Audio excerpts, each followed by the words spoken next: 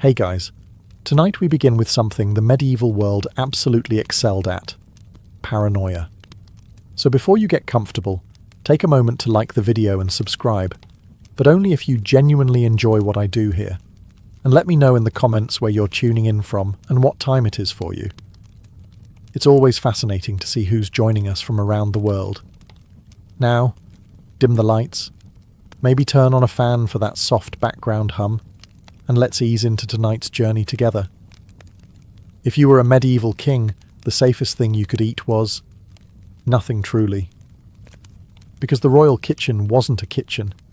It was a medieval hazard zone where every pot, pan, and smiling servant represented a different potential homicide attempt. The cooks weren't just making meals. They were unintentionally, and occasionally intentionally, conducting daily biochemical warfare. Picture it. You walk into your kitchen as the most powerful man in the kingdom, and immediately you're greeted by the soothing aromas of boiling meat, burnt bread, and that one fish that should have been buried months ago. The head cook swears it's fresh, which is medieval for, "We scrape the flies off." And that's before the conspiracies even start. To protect themselves, kings employed tasters, a prestigious title that sounds noble until you realize it translates to, "Please ingest this mystery stew and let me know if it kills you." It's the only job where surviving lunch counts as a promotion. These tasters would bravely sample every dish. If they survived, the king ate. If they didn't survive, the king ordered takeout. Takeout meaning more soup, but from the other cook who looks less murdery. But here's the shocking truth. Medieval rulers weren't being dramatic. Poisoning was practically a national pastime. Why bother overthrowing a throne through war, marching armies, spending money, sweating, when you could just sprinkle something suspicious into the royal porridge? Take King John of England. Chroniclers insist he poisoned at least one rival, which honestly checks out. The man was petty enough to lose the crown jewels in a swamp, so poisoning a relative was probably just another Wednesday. The Byzantine Empire, meanwhile, turned assassination by food into a competitive sport. Courtiers exchanged poisons the way modern kids exchange Pokemon cards. Some emperors didn't even bother ruling. They just waited for dinner, dramatically clutched their stomachs, and let the next cousin take over. Even the papal kitchens weren't safe. More than one cardinal conveniently dropped dead right before an election. Chroniclers blamed the will of God, which is medieval for, "Please do not ask questions about what is floating in the wine." So yes, kings were paranoid. But honestly, not paranoid enough. Every royal meal was a conspiracy theory waiting for confirmation. Every bowl was a threat, every spoonful a cliffhanger. In medieval Europe, survival wasn't about courage, or strength, or divine blessing. It was about having a taster who really loved you. Medieval Europe had two great fears: anything that moved in the woods after dark, anything that moved in the woods after dark while singing. Which leads us directly to the era's juiciest conspiracy theory. Secret pagan cults hiding in the forests, practicing forbidden rituals under the moonlight, probably barefoot and definitely unwashed. Villagers swore these groups existed. The church swore these groups existed. Local cats probably swore these groups existed. And unfortunately for the Middle Ages, this conspiracy was absolutely true. But before you imagine robed sorcerers summoning demons, picture something far more historically accurate. A handful of exhausted peasants sneaking into the forest to chant old songs, burn herbs, and desperately hope the crops stop failing. Medieval life was stressful. You spent half the year starving, and the other half trying not to die from weather. If lighting a candle in the woods and whispering to the old spirits brought comfort, people were going to do it. And they did. These groups weren't sinister. They were more like illegal support groups with slightly better incense. But the church saw things differently. Anything not stamped approved by Rome was automatically a satanic plot. Enter the forest cult hunters. Priests who marched into the woods armed with torches, holy water, and absolutely zero survival skills. Usually they tripped over a root, screamed at an owl, and went home claiming they scared off a demon. But every now and then, they stumbled onto something real. stone circles locals still used, burned bundles of herbs in weird patterns, carved symbols older than Christianity, half a dozen peasants who really did not want to discuss their hobbies. The most famous of these secret groups were the Benandanti in northern Italy, people who literally said they left their bodies at night to fight witches and protect their crops. And the wild part? They believed it. The church interrogated them expecting demonic confessions, and instead got medieval Avengers roleplay. Then there were the forest magical healers, women and a few men, who used herbs, salves, moonlight rituals, and maybe some light chanting to treat illness. Herbalism wasn't illegal, unless you were good at it. Then suddenly it was devil magic. So yes, the whispers were true. Medieval Europe did have secret pagan cults hiding in the trees. Not evil. Not monstrous. Just very committed to not letting the church ruin their vibe. If you grew up imagining medieval monks as peaceful men quietly copying books and baking bread, I'm sorry to inform you that some of them were basically the CIA in robes. While villagers prayed, nobles schemed, and kings worried about their soup, the monasteries were conducting a very different kind of holy mission: information gathering. And yes, that's medieval for spying. The church, being the single largest institution in Europe, needed eyes everywhere. And who better than monks? They were literate, quiet, and already trained to observe human sin with the intensity of a judgmental cat. They travelled between monasteries, collected gossip disguised as confessions, and wrote everything down in neatly organised manuscripts. One could call them historians, but the more accurate term is intelligence analysts with better handwriting. The Dominicans were the worst offenders, or the best, depending on how much you enjoy organised paranoia. Their whole order was founded on rooting out heresy, which meant interviewing villagers, intercepting letters, and watching people a little too closely. If a medieval man sneezed near the wrong scripture, a Dominican friar magically appeared asking follow-up questions. Monastic travellers made excellent spies. They moved freely through kingdoms, carrying letters nobody dared inspect, because nobody wanted to go to hell for harassing a monk. Many kings secretly paid monks to report on court scandals, troop movements, and whether their nobles were planning a suspicious feast. It was the medieval version of a subscription service. Things became even more interesting with the rise of the Inquisition. Suddenly, the church had an entire institution dedicated to gathering incriminating information.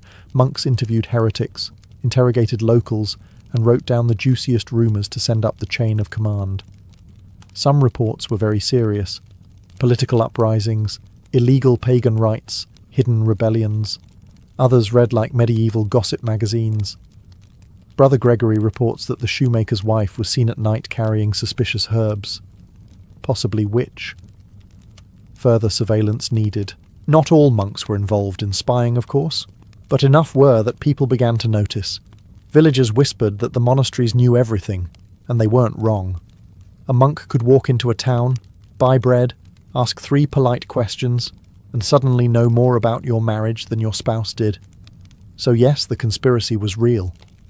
Behind the chanting and the candles, medieval monasteries ran a quiet, continent-wide network of information, secrets, and surveillance. And unlike most medieval institutions, it actually worked. It turns out the most dangerous weapon in the Middle Ages wasn't the sword, or the crossbow, or even poisoned stew. It was a monk with a very good memory. If you asked a medieval European what the Knights Templar were up to, they'd probably whisper something like, "Oh, you know, guarding treasure, hoarding secrets, worshipping mysterious heads, controlling kings, threatening the Pope, inventing banking, summoning demons, normal knight stuff." Medieval people loved a dramatic conspiracy, and the Templars were their favourite target. The best part? Some of it was actually true. The Templars began as a small group of knights sworn to protect pilgrims. Noble, holy, admirable. But then they experienced a terrible curse. They became successful. Within a century, they were so powerful that kings had to schedule their paranoia around them. The Templars owned castles, land, fleets of ships, and more money than half of Europe. They were essentially a medieval combination of the Navy SEALs, the Federal Reserve, and that one cult your aunt keeps researching online. And with great power comes great suspicion. Rumours spread that the Templars guarded a massive treasure hoard. Unfortunately for Europe, this part is true. They were the first to create a Europe-wide banking system. Pilgrims deposited money in England and withdrew it in Jerusalem, which feels suspiciously modern for people who still feared mirrors. The Templars kept coded records, operated secure vaults, and moved money with the kind of efficiency that terrified kings and deeply annoyed tax collectors. Then there were the secret rituals. Templars met in private, conducted ceremonies at night, and swore oaths no outsider could witness. Naturally, this led Europe to assume they were worshipping a mysterious severed head named Baphomet, which is medieval for, we don't know what they're doing, so let's assume the worst.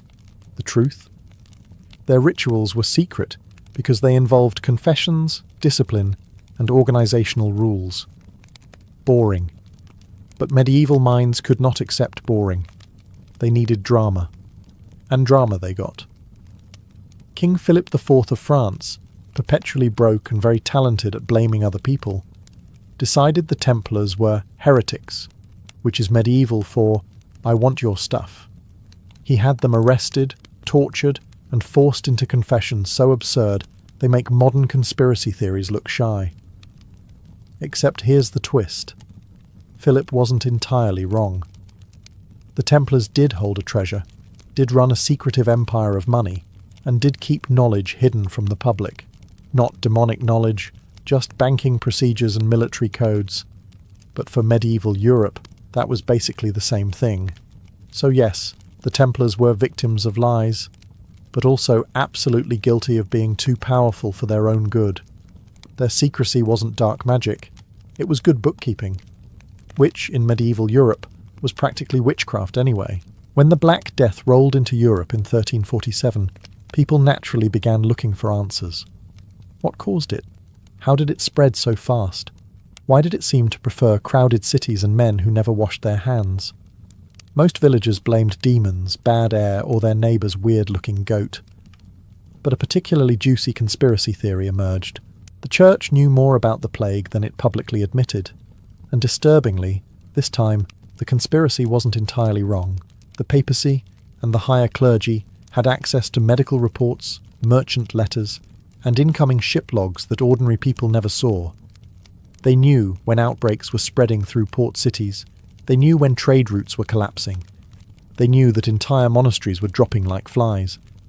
And while peasants were still out in the fields wondering why their neighbour suddenly exploded in boils, bishops were quietly packing their bags and temporarily relocating to countryside villas with much better airflow. To be fair, medieval clergy weren't doctors. Half of them thought illness came from corrupted humours, and the other half thought it came from God being mildly irritated. But they did have one undeniable advantage: information. And information in the Middle Ages moved slower than a peasant on a Monday morning. There are records of bishops closing city gates in advance of plague waves without explaining why. Monasteries locked themselves from the inside. Clergy warned each other in coded letters with phrases like, "The ship brings dark tidings," which is medieval for, "Do not go outside. Everything is on fire." Even more suspicious were the quarantine orders. Some were issued before the plague visibly reached the region, meaning someone, somewhere, knew something. Merchants noticed it too. Venetian traders wrote about strange warnings from church officials, telling them to avoid certain ports a week before the plague erupted there. That's not divine prophecy. That's insider trading with extra steps. Meanwhile, the official advice given to the public was less helpful. People were told to repent, pray harder, burn aromatic herbs, or avoid excessive joy. Yes, really, joy was considered a plague risk. Medieval Europe was truly committed to suffering. So did the church intentionally hide things? Probably not with malicious intent. But they absolutely prioritized themselves, and withheld timely warnings because they didn't want to cause panic, lose authority, or admit they had no idea how to stop it. In the end, the peasants weren't wrong. Someone did know more. they just weren't sharing. If you picture medieval monks as peaceful men humming hymns and tending herb gardens, it's time to gently set that image on fire. Because hidden among the holy texts and the chanting were certain specialists, discreet gentlemen, problem solvers, men who could recite the Psalms from memory and also eliminate a political rival without disturbing the choir practice. Yes, medieval Europe had cloistered assassins, and no, this is not the plot of a questionable Netflix show. It was real. These men weren't monks by spiritual calling, they were monks by convenience. Joining a monastery gave you shelter, food, legal protection, and the ability to travel between kingdoms without anyone asking why you had a suspiciously heavy bag. Monastic robes were basically the medieval version of an all-access VIP pass. And who hired these holy hitmen? Nobles, of course. The same people who were already trying to poison each other's soup. If a noble wanted something done quietly, efficiently, and with plausible deniability, he didn't send a knight. Knights were loud. Knights bragged. Knights tripped over their own armour. No, he sent brother someone who shouldn't be asked questions.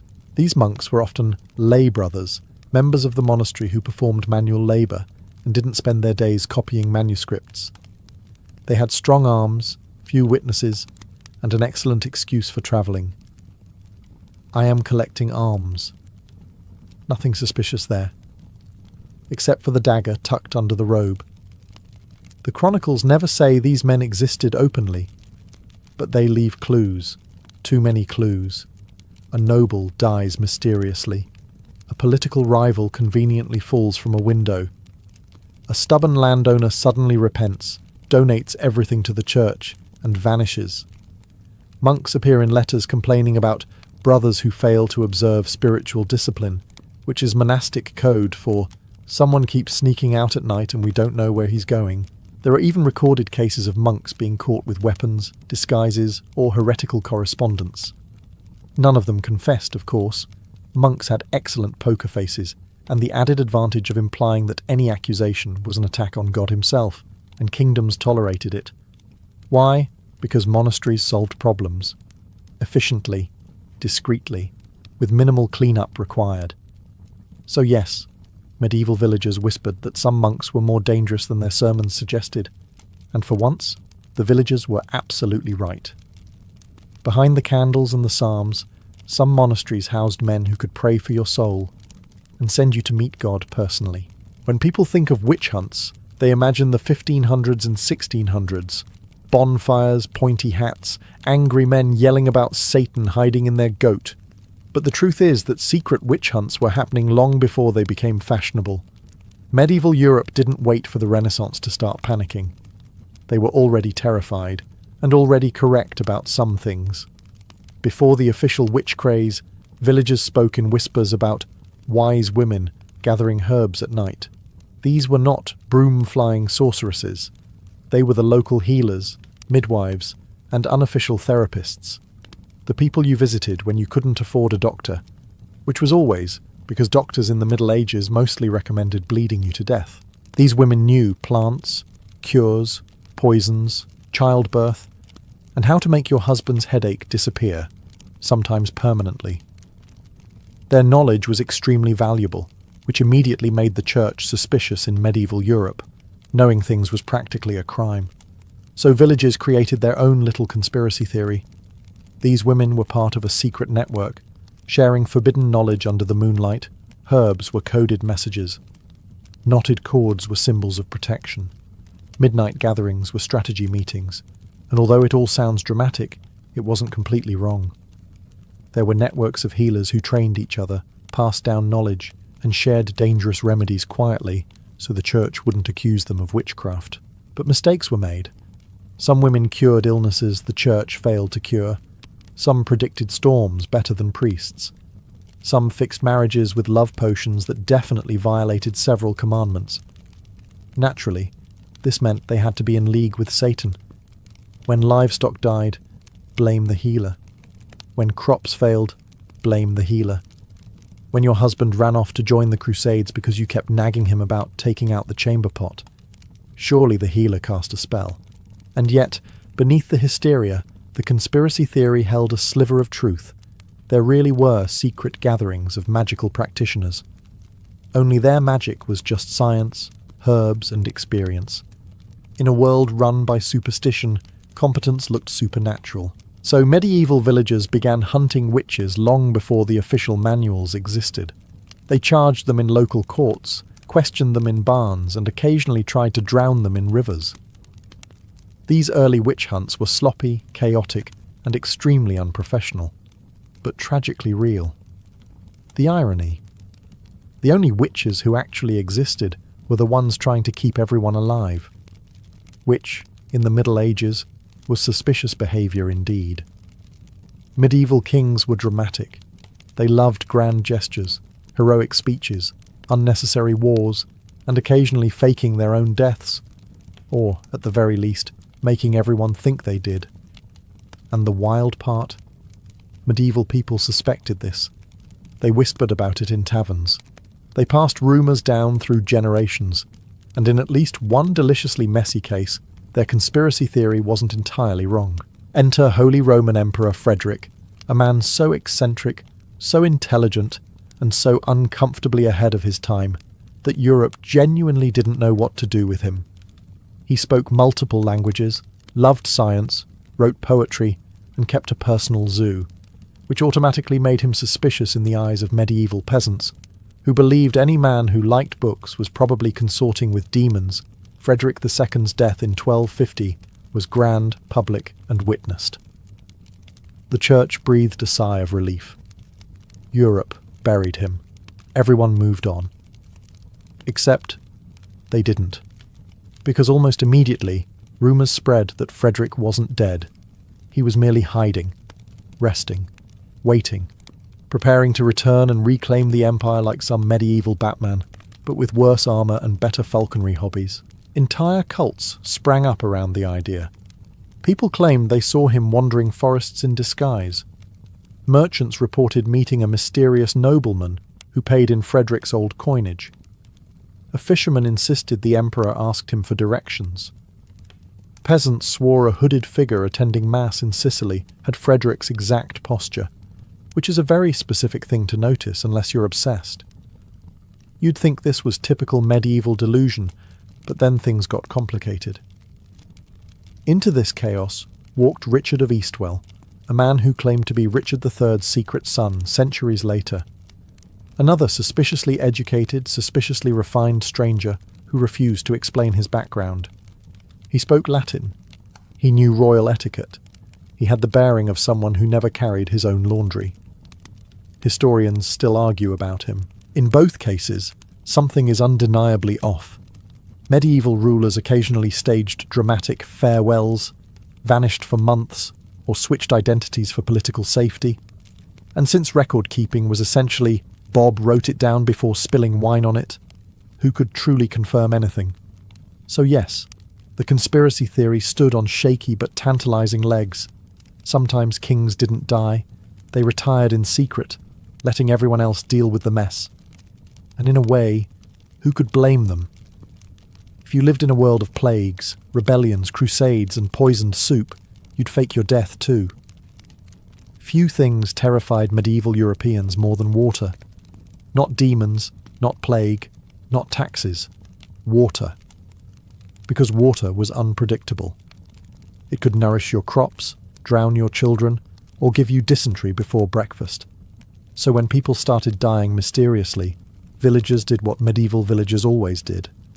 Blamed the nearest well. The poisoned wells conspiracy spread like wildfire. If a family got sick, it was the well. If livestock died, the well.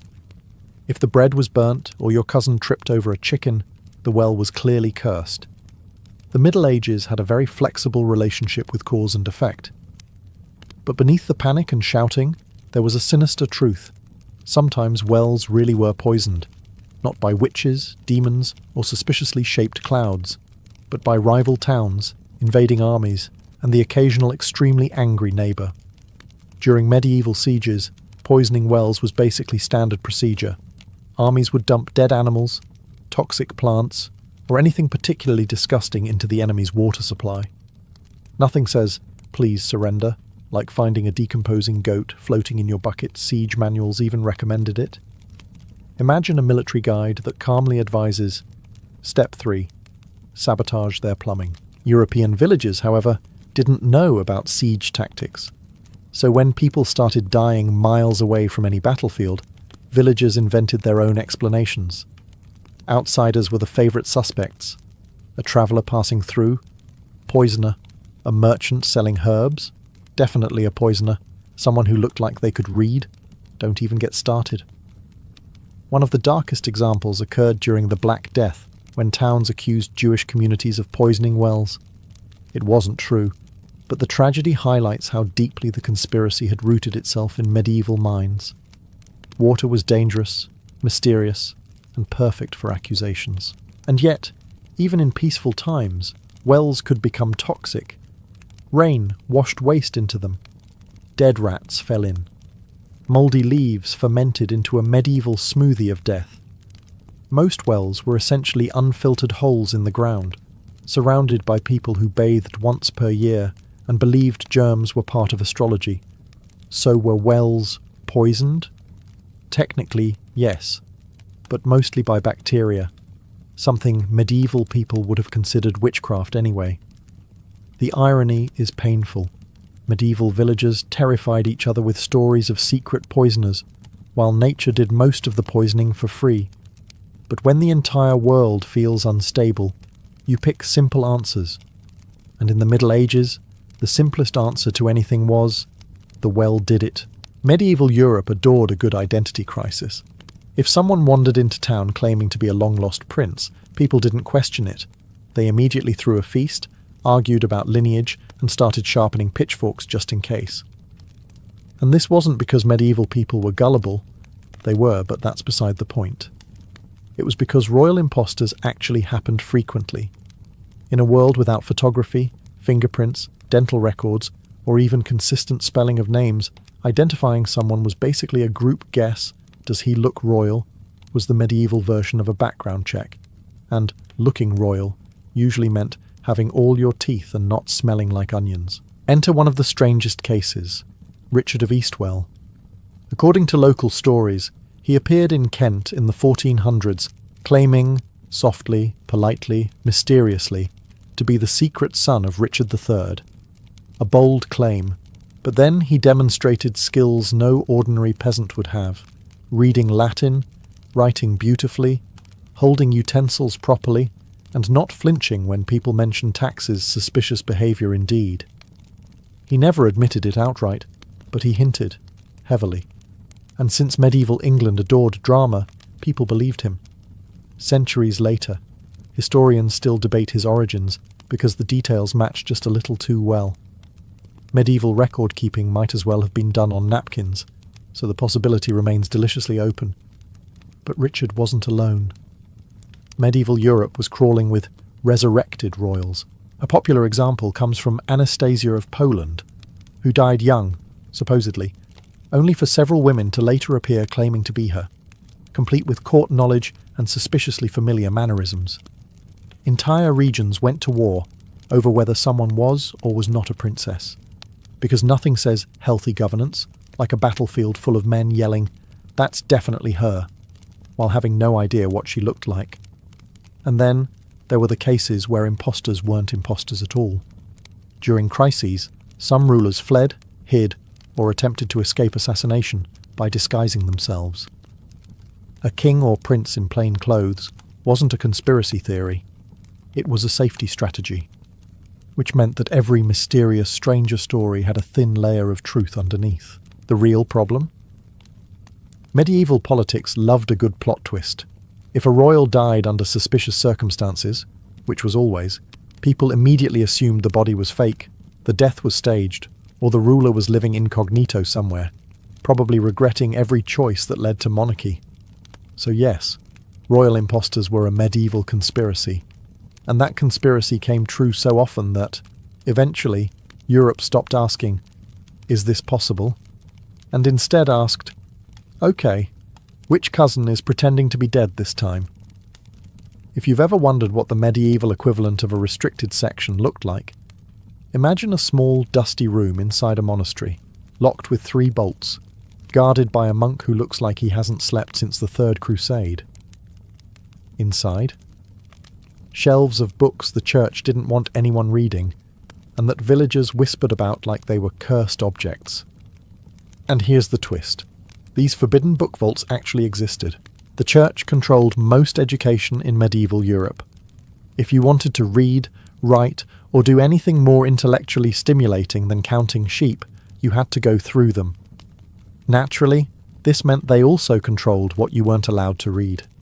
Anything that threatened their authority, contradicted scripture, or suggested that the earth did something scandalous like move was quietly removed from circulation. But they didn't burn everything. Burning is messy, smoky, and attracts peasants, who will definitely ask questions nobody wants to answer. Instead, they stored banned texts in special archives known as armaria, scriptoria vaults, or in some cases, literally just the locked room nobody enters except Brother Thomas, who looks guilty whenever he walks out. What was inside? A surprisingly eclectic mix. There were heretical gospels, declaring opinions that could land you in interrogation faster than you can say Inquisition. There were works of Arabic science that were clearly correct, but inconveniently ahead of Christian doctrine. There were medical treatises discussing anatomy in a way that made bishops faint. There were even ancient pagan manuscripts, which monks copied for research purposes, which is medieval for, I was curious and don't want to get in trouble. The best part is that church officials regularly argued about these vaults. Some believed the knowledge must be preserved for future generations. Others believed the knowledge must be locked away forever, because it raised too many awkward questions. Questions like, if this pagan text correctly predicts an eclipse, what else is it right about? Silence. Awkward shuffling. A bishop coughing loudly to avoid further discussion. These vaults weren't mere rumour. They were policy. When inquisitors seized the libraries of accused heretics, they didn't destroy everything, they catalogued it, studied it, filed it away. Knowledge, even forbidden knowledge, was power. The conspiracy existed because people sensed exactly what was happening. Somewhere in those monasteries were books that could change minds, challenge authority, or reveal truths medieval Europe simply wasn't ready for. So were the villagers. Right? Absolutely. Behind the incense, behind the chanting, and behind the locked oak doors, the church kept a carefully curated treasure trove of knowledge. And like all treasure in the Middle Ages, the best way to protect it was to pretend it didn't exist. If there was one place in medieval Europe where conspiracy wasn't a theory, but a daily lifestyle choice, it was Italy. Venice, Florence, Milan, Genoa, Siena, all beautiful places today, but in the Middle Ages they were basically high-budget gangster films with better architecture. These city-states spent centuries pretending to be peaceful trading hubs, while secretly waging a silent, non-stop war of espionage, bribery, and back-alley diplomacy. And for years, Italians whispered about a shadow conflict beneath the official alliances and treaties. A hidden war of spies, saboteurs, coded letters, and accidents that only seemed to happen to politically inconvenient people. The conspiracy sounded dramatic, even theatrical. Unfortunately, every part of it was true. You see, Italian city-states were extremely jealous. If Florence made money, Siena had a crisis. If Venice signed a trade deal, Genoa threw a tantrum. If Milan built a tower slightly taller than their neighbours, a feud erupted that lasted 3 generations. These places competed in everything: commerce, banking, architecture, fashion, assassinations. Yes, assassinations counted as cultural achievements. Out of this chaos emerged one of the most sophisticated espionage systems in medieval Europe. Venice especially was legendary. The Venetian government created an entire secret intelligence council, complete with coded messages, financial surveillance, diplomatic intercepts, and a network of spies sprinkled across Europe like paranoid confetti. Their enemies feared them. Their allies feared them. Even Venetians feared them. Venice also had the infamous Bosch di Leone, public drop boxes where citizens could anonymously report conspiracies, crimes, or that their neighbour was acting suspiciously Italian. These messages were reviewed by a secret council that decided what needed to be investigated, discouraged, or quietly eliminated. Italy didn't invent the deep state. It simply gave it better outfits. Meanwhile, Florence had its own spy network, staffed by the Medici family, who were so wealthy they probably could have bought the concept of honesty, and still said, maybe later. Florence specialised in bribery and banking manipulation. Milan specialised in intimidation. Genoa specialised in naval sabotage. Siena specialised in pretending it was minding its own business, while absolutely not minding its own business. The result was a constant, silent war. No armies marching, no banners waving, just merchants disappearing, letters rewritten, alliances snapped overnight, and treaties accidentally lost in fires. So yes, the conspiracy theorists were right. Italy wasn't just fighting wars, it was fighting all the wars, but quietly, politely, and always with impeccable style.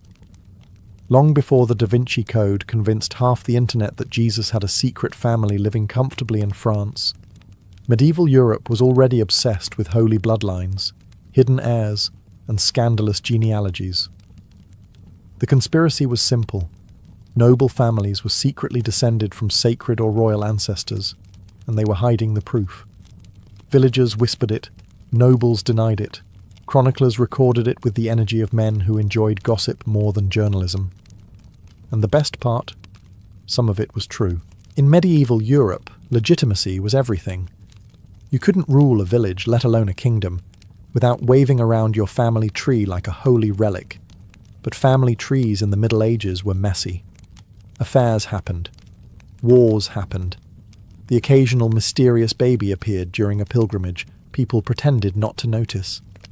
It was all very polite and deeply suspicious. So nobles invented a solution. Hide the embarrassing branches and exaggerate the impressive ones. Suddenly half the noble families in Europe claimed descent from Charlemagne, a man who, if these lineages were accurate, must have fathered approximately 4,000 children. Others claimed Trojan ancestors, Roman emperors, or King David. Medieval genealogists were not historians, they were creative writers with quills. But beneath the nonsense, real hidden bloodlines existed. Letters discovered centuries later revealed illegitimate royal children quietly placed in monasteries, foster homes, or distant countryside estates with the vague instruction, "Raise this boy and do not ask questions." Some resurfaced, some didn't. Some had descendants who discovered, 500 years later, that great-great-grandma wasn't a peasant after all. She was the secret daughter of a duke with poor self-control.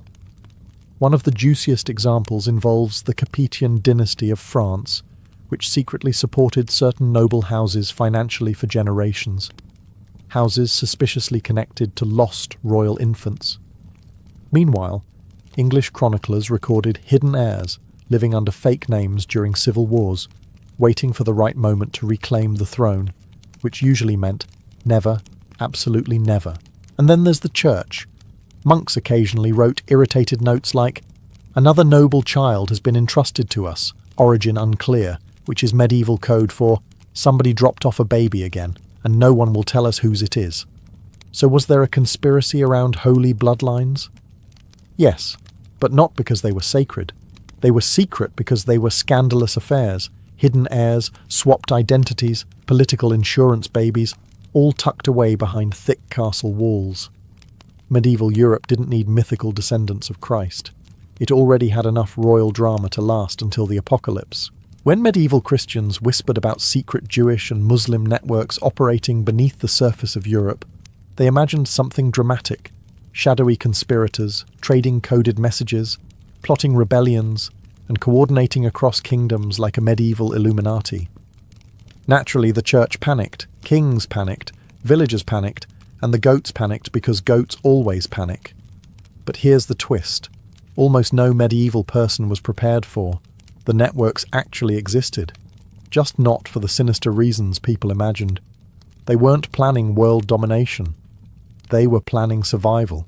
During the Middle Ages, Jewish and Muslim communities were frequently persecuted, overtaxed, expelled, or, on particularly stressful Tuesdays, accused of poisoning wells, summoning demons, or staring too suspiciously at bread. So, to avoid extinction, these communities created underground systems of communication and escape, quiet, subtle, and absolutely not meant to overthrow anything except their own misfortune.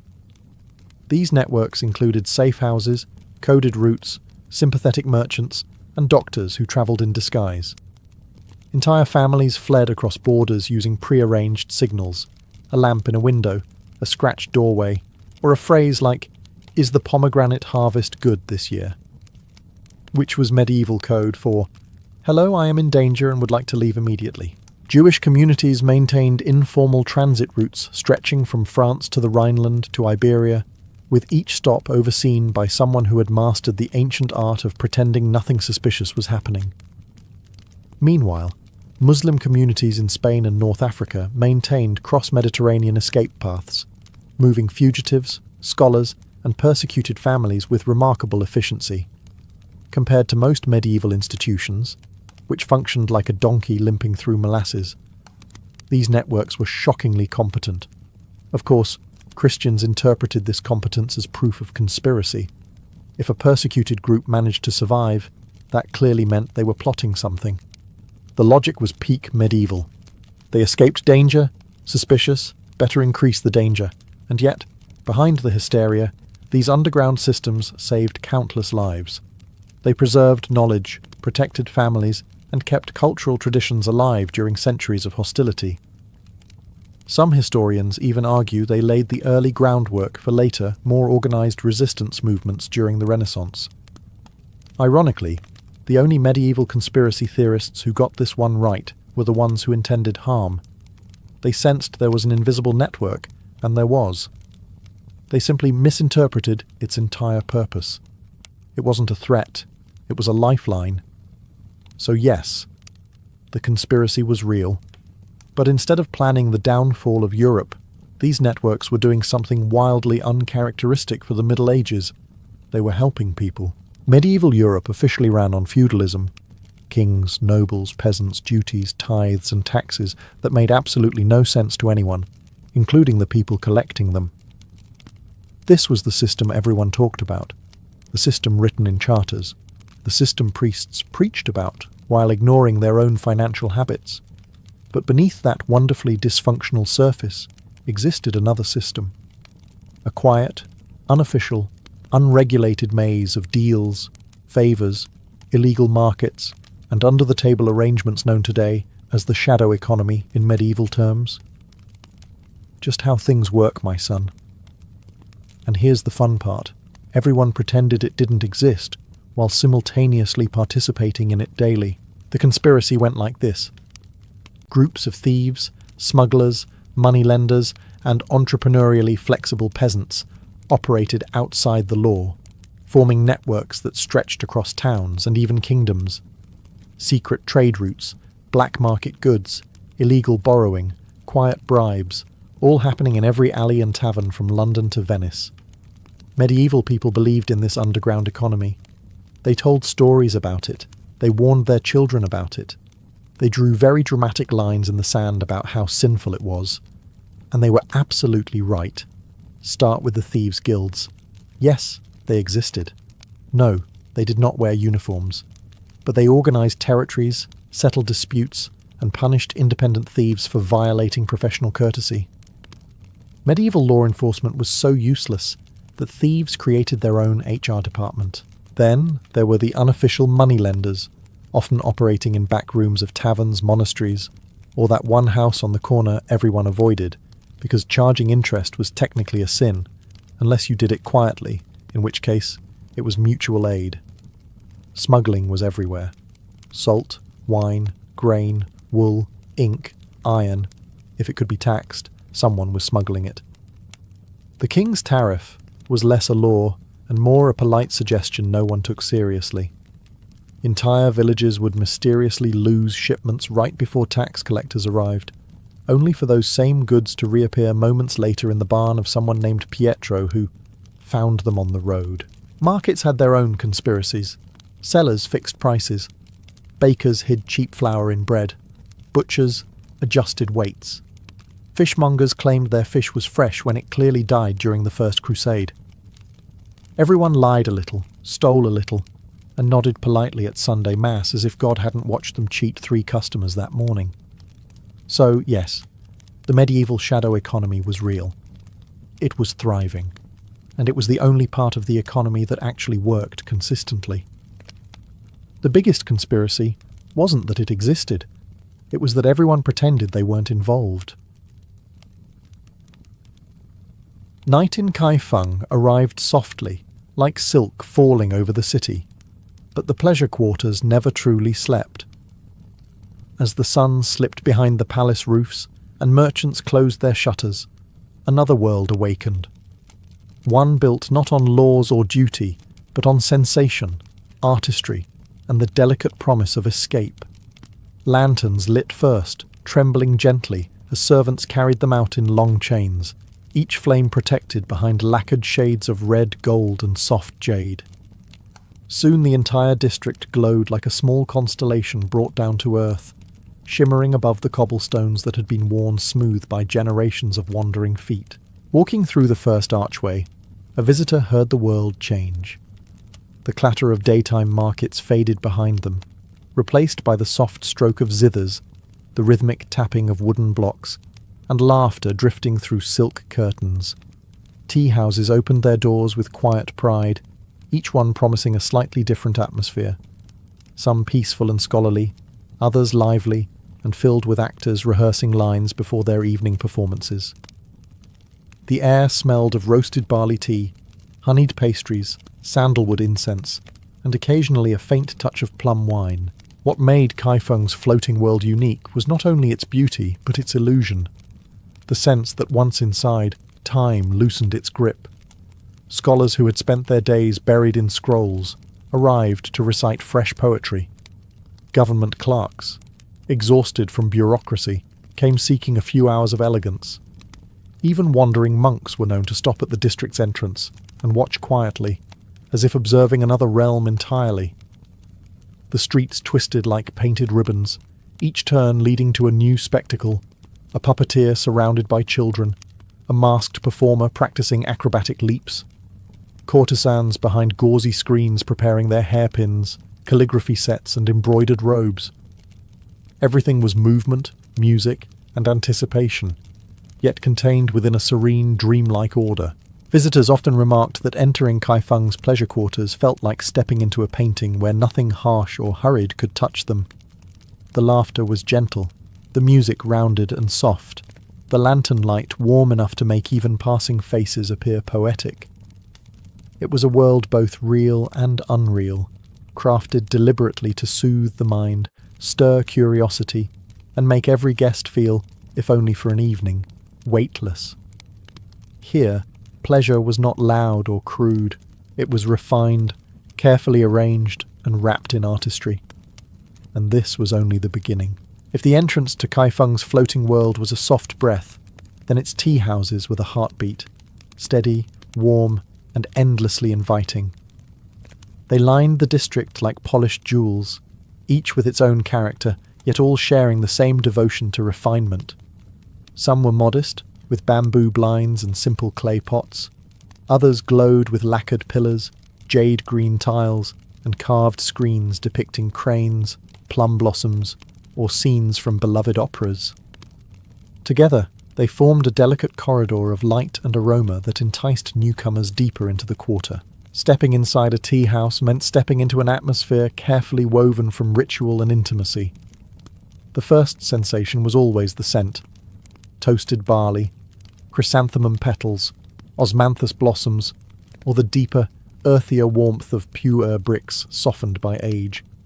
Servers moved with practiced grace, gliding between silk cushions and low wooden tables with trays of steaming cups arranged like miniature constellations. Conversations remained hushed, as though even laughter respected the delicate balance of flavours and sounds. These tea houses were more than places to drink. They were listening rooms, social theatres, and sanctuaries for wandering thoughts. Scholars gathered here to debate poetry and philosophy, challenging one another with new verses scribbled hastily on fresh scrolls. Aspiring officials discussed their exam prospects, pretending calm while hiding their anxiety.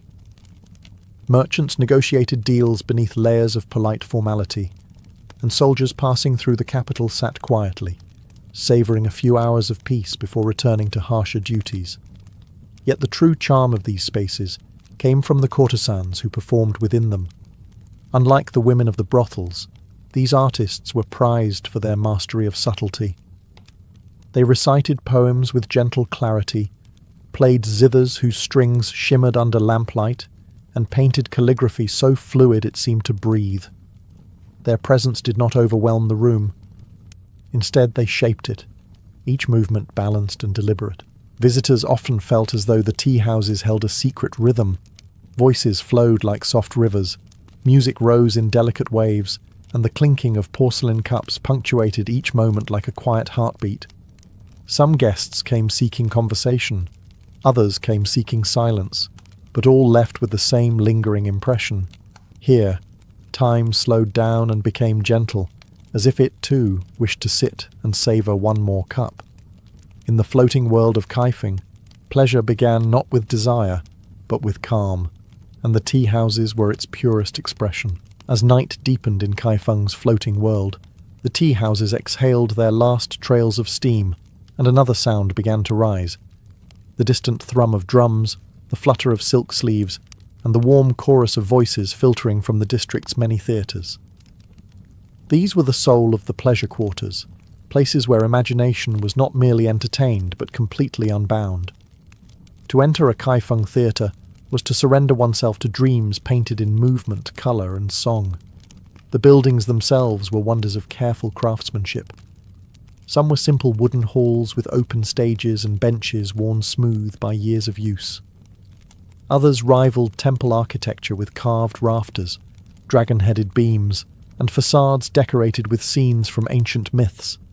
Lanterns hung overhead in tiered arrangements, casting a golden glow that softened every contour and turned the audience's faces into floating shapes of anticipation. Inside, actors prepared behind screens painted with plum blossoms and running horses.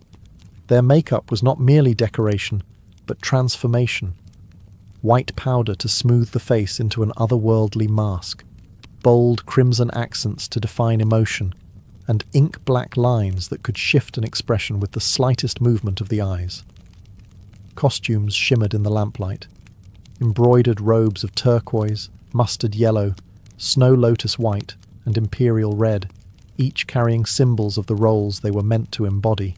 The performances themselves were a harmony of disciplines, blending poetry, martial arts, dance, and music. A single gesture of a silk sleeve could suggest heartbreak. The twirl of a sword could spark tension like a sudden gust of wind. Musicians sat at one side of the stage, plucking zithers, striking wooden clappers, or coaxing long, trembling notes from bamboo flutes. Stories from the past came alive. Generals torn between duty and love, spirits haunting the mortal world, lovers separated by family honour, immortals descending from clouds painted on backdrop screens. For the audience, the theatre offered escape of the purest kind. Merchants forgot their ledgers. Scholars forgot their exams. Wandering travellers forgot their fatigue. In the pleasure quarters, a well-told story could lift a person out of the weight of their everyday life and place them gently into another realm entirely. When the final note faded and lanterns dimmed, guests emerged slowly, as if waking from a shared dream. And as they stepped back into the glowing streets, Kaifeng's floating world seemed even more magical, as though the performances had seeped into the night itself. In the heart of Kaifeng's floating world, beyond the tea-houses and theatres, lived the figures who embodied the district's deepest allure, the courtesans.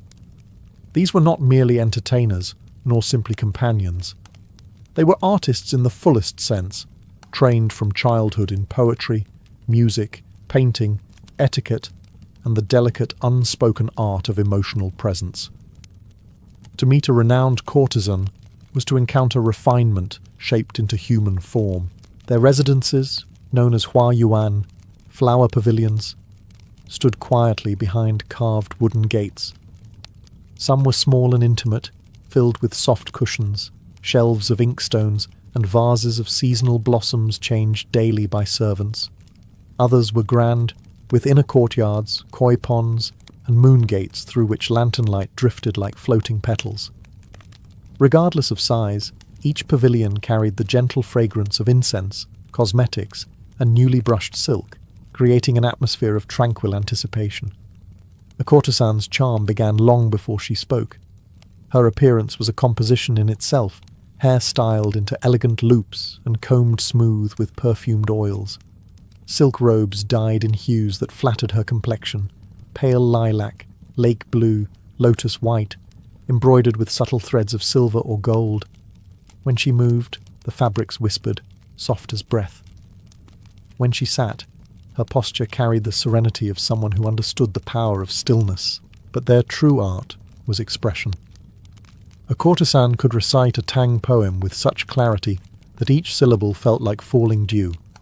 She could paint calligraphy characters so fluid that the strokes seemed to ripple like water. She could play the pipa with fingers so deft that listeners swore they heard not wood and strings, but wind moving through bamboo. Even her conversation carried a gentle rhythm, attentive, thoughtful, never hurried. Visitors sought them not for crude pleasure, but for respite from the world. Scholars discussed verses with them and left inspired officials, worn thin by politics, found comfort in their patience and wit. Young nobles, restless and uncertain, felt steadied by their quiet confidence. A single evening with a talented courtesan could feel like stepping into a sanctuary where one's burdens melted, replaced by calm. Yet beneath their elegance lay an unspoken truth. The life of a courtesan required discipline, artistry, and resilience. Their refinement was not effortless. It was crafted with devotion.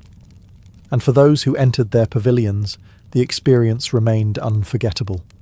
A moment suspended between reality and beauty, held gently in graceful hands, beyond the flower pavilions, deeper into the dimmer alleys of Kaifeng's floating world, stood the establishments that blended art with intimacy, the refined brothels, known for their elegance rather than excess. These were not places of hurried indulgence, but carefully curated sanctuaries where desire was softened by ritual, conversation, and cultivated charm. Even their entrances spoke of restraint. Carved wooden doors, silk banners that shifted with the breeze, and lanterns whose warm glow promised companionship, wrapped in grace. Inside, the air carried a subtle mixture of incense, powdered sandalwood, and the faint sweetness of plum blossoms arranged in porcelain vases. Rooms were decorated with folding screens painted with cranes or mountain scenes, their colours muted under candlelight. Low tables held calligraphy brushes, wine cups, and instruments waiting for performances. Everything was arranged to slow the visitor's breath, to quiet restless thoughts, and to prepare them for a different rhythm of the night. Unlike the courtesans of the flower pavilions, celebrated for artistry above all, the women of these houses specialized in weaving emotion and comfort. They welcomed guests with soft voices and practiced gentleness, guiding conversations with an intuitive understanding of mood. A guest's troubles were never dismissed. Rather, they were absorbed into the warm atmosphere, becoming part of the evening's quiet unfolding. Wine was served sparingly, never to dull the senses, but to loosen stiffness and open space for genuine presence. Honeyed plum wine, chrysanthemum-infused rice wine, or delicate pear liquor were poured into small, translucent cups. Servers moved silently, refilling only when a guest's cup reached its final sip, as if reading minds rather than watching for gestures. What surprised many newcomers was the emphasis on connection rather than physicality. A night here might involve reciting poems, listening to gentle songs played on the pipa, or sharing stories beneath lantern light that flickered softly across walls. Intimacy, when it happened, unfolded gradually, more like calligraphy than passion, each stroke deliberate, balanced and mindful. For weary officials, lonely scholars, and travellers far from home, these refined brothels offered something essential, a place where one felt seen, not as a title, a rank, or a burdened mind, but as a person. The women, skilled in both empathy and subtlety, created an atmosphere where vulnerability was met with grace. By the time a guest stepped back into the glowing streets, the world felt lighter. Desire had not consumed them. It had soothed them, shaped into gentle companionship by the floating world's quietest artists. Behind the laughter, music, and gentle bustle of Kaifeng's floating world lay spaces very few visitors ever saw, the hidden gardens and moonlit retreats reserved for the truly trusted, the discreet, or the exceptionally fortunate.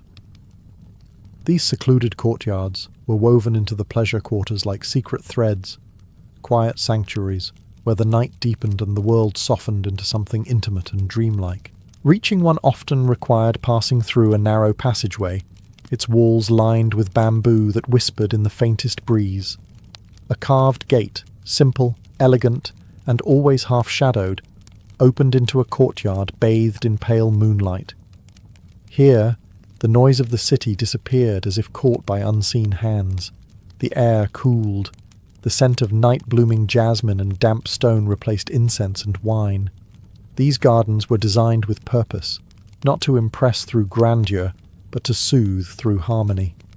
Small koi ponds reflected the moon, their surfaces occasionally broken by a ripple as fish glided beneath lotus leaves. Rock formations were arranged with the same precision found in classical painting, each stone chosen not for size, but for its ability to balance the space. Pebbled paths curved gently, avoiding straight lines, as if to encourage wandering rather than arriving. Pavilions stood at the edges, their lattice windows glowing faintly with candlelight. Inside, low couches were set with embroidered cushions, scrolls lay open on lacquered tables, and teapots released steady curls of steam. These retreats were not built for revelry. They were built for quiet conversation, unhurried reflection, and the kind of companionship that needed no performance. Courtesans often brought their closest patrons here, not for intimacy in the traditional sense, but for something far rarer, sincerity. Away from the eyes and expectations of the district, masks often fell away.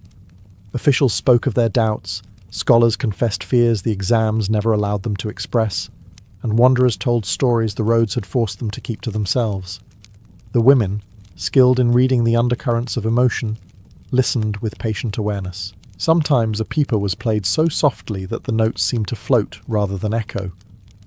Sometimes only silence filled the space, shared comfortably between two people watching the lantern light tremble on the pond's surface. And sometimes, when the moon was high and the jasmine scent strongest, guests felt as though they had stepped entirely outside the world. These hidden gardens were the floating world's quiet heart, places where pleasure transformed into peace, and where the night itself seemed to pause to listen. In Kaifeng's floating world, music and calligraphy were not simply pastimes. They were languages, refined expressions that revealed the inner rhythm of the night. While visitors often arrived seeking conversation, comfort, or performance, many found themselves unexpectedly captivated by these quieter arts. They formed the backbone of the district's emotional landscape, turning fleeting evenings into memories that lingered like ink on silk. Music came first, drifting through the pleasure quarters like a soft breeze. The pipa, with its pear-shaped body and bright, fluid notes, was the most familiar voice of the night. Courtesans plucked its strings with fingertips, hardened by practice, yet softened by grace, producing melodies that could shift from playful to melancholic with a single change of tempo. Alongside it, the guqin offered deeper, more meditative tones, slow, trembling vibrations that seemed to resonate directly in the chest. Guests who closed their eyes often swore they could hear mountains, rivers, and vast open skies within its unhurried rhythms. Bamboo flutes added another layer, carrying warm, breathy notes that floated above the district like birds crossing a dusk sky. Small ensembles sometimes gathered spontaneously in tea houses or pavilions, blending instruments the way calligraphers blend ink.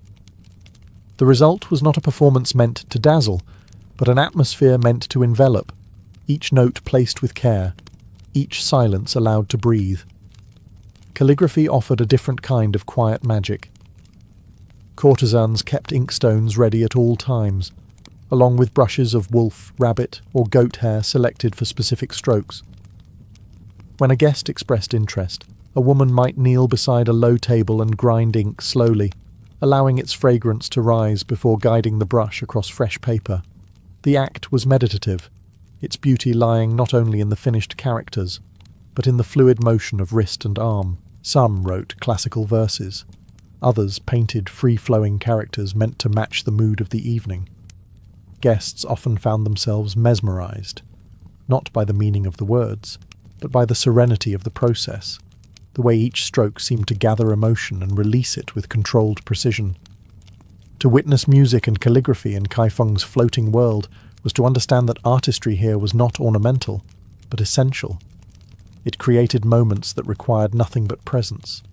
And in a world where so much of life rushed forward relentlessly, these arts invited guests to pause, to breathe, to listen, to watch ink bloom on paper and realize that beauty could be both delicate and enduring. The pleasure quarters of Kaifeng were shaped as much by those who visited them as by those who performed within them. Each night drew in a mosaic of personalities: scholars, merchants, government officials, travelers and dreamers, all seeking something different, yet all softened by the district's gentle spell. Here, status blurred, titles lost their stiffness, and people met one another not through rank, but through mood, curiosity, and shared appreciation for subtle beauty. Scholars were among the most common visitors. Many had spent the day buried in the rigours of preparing for the imperial examinations, a system that demanded perfect memory, flawless reasoning, and endless discipline. By the time evening arrived, their minds ached with Confucian classics and bureaucratic anxieties. In the floating world, they found release tea-houses became their temporary academies, where debates flowed more freely, and courtesans, skilled in literature, offered insights that surprised even the most confident young intellectuals. Some scholars left with new verses to ponder, others left with hearts gently stirred by a courtesan's calm smile. Merchants, weary from negotiation and travel, came seeking something different. Companionship that didn't hinge on profit. They enjoyed the warmth of a shared drink, stories exchanged beside lantern light, and the comfort of being treated not as negotiators, but as humans.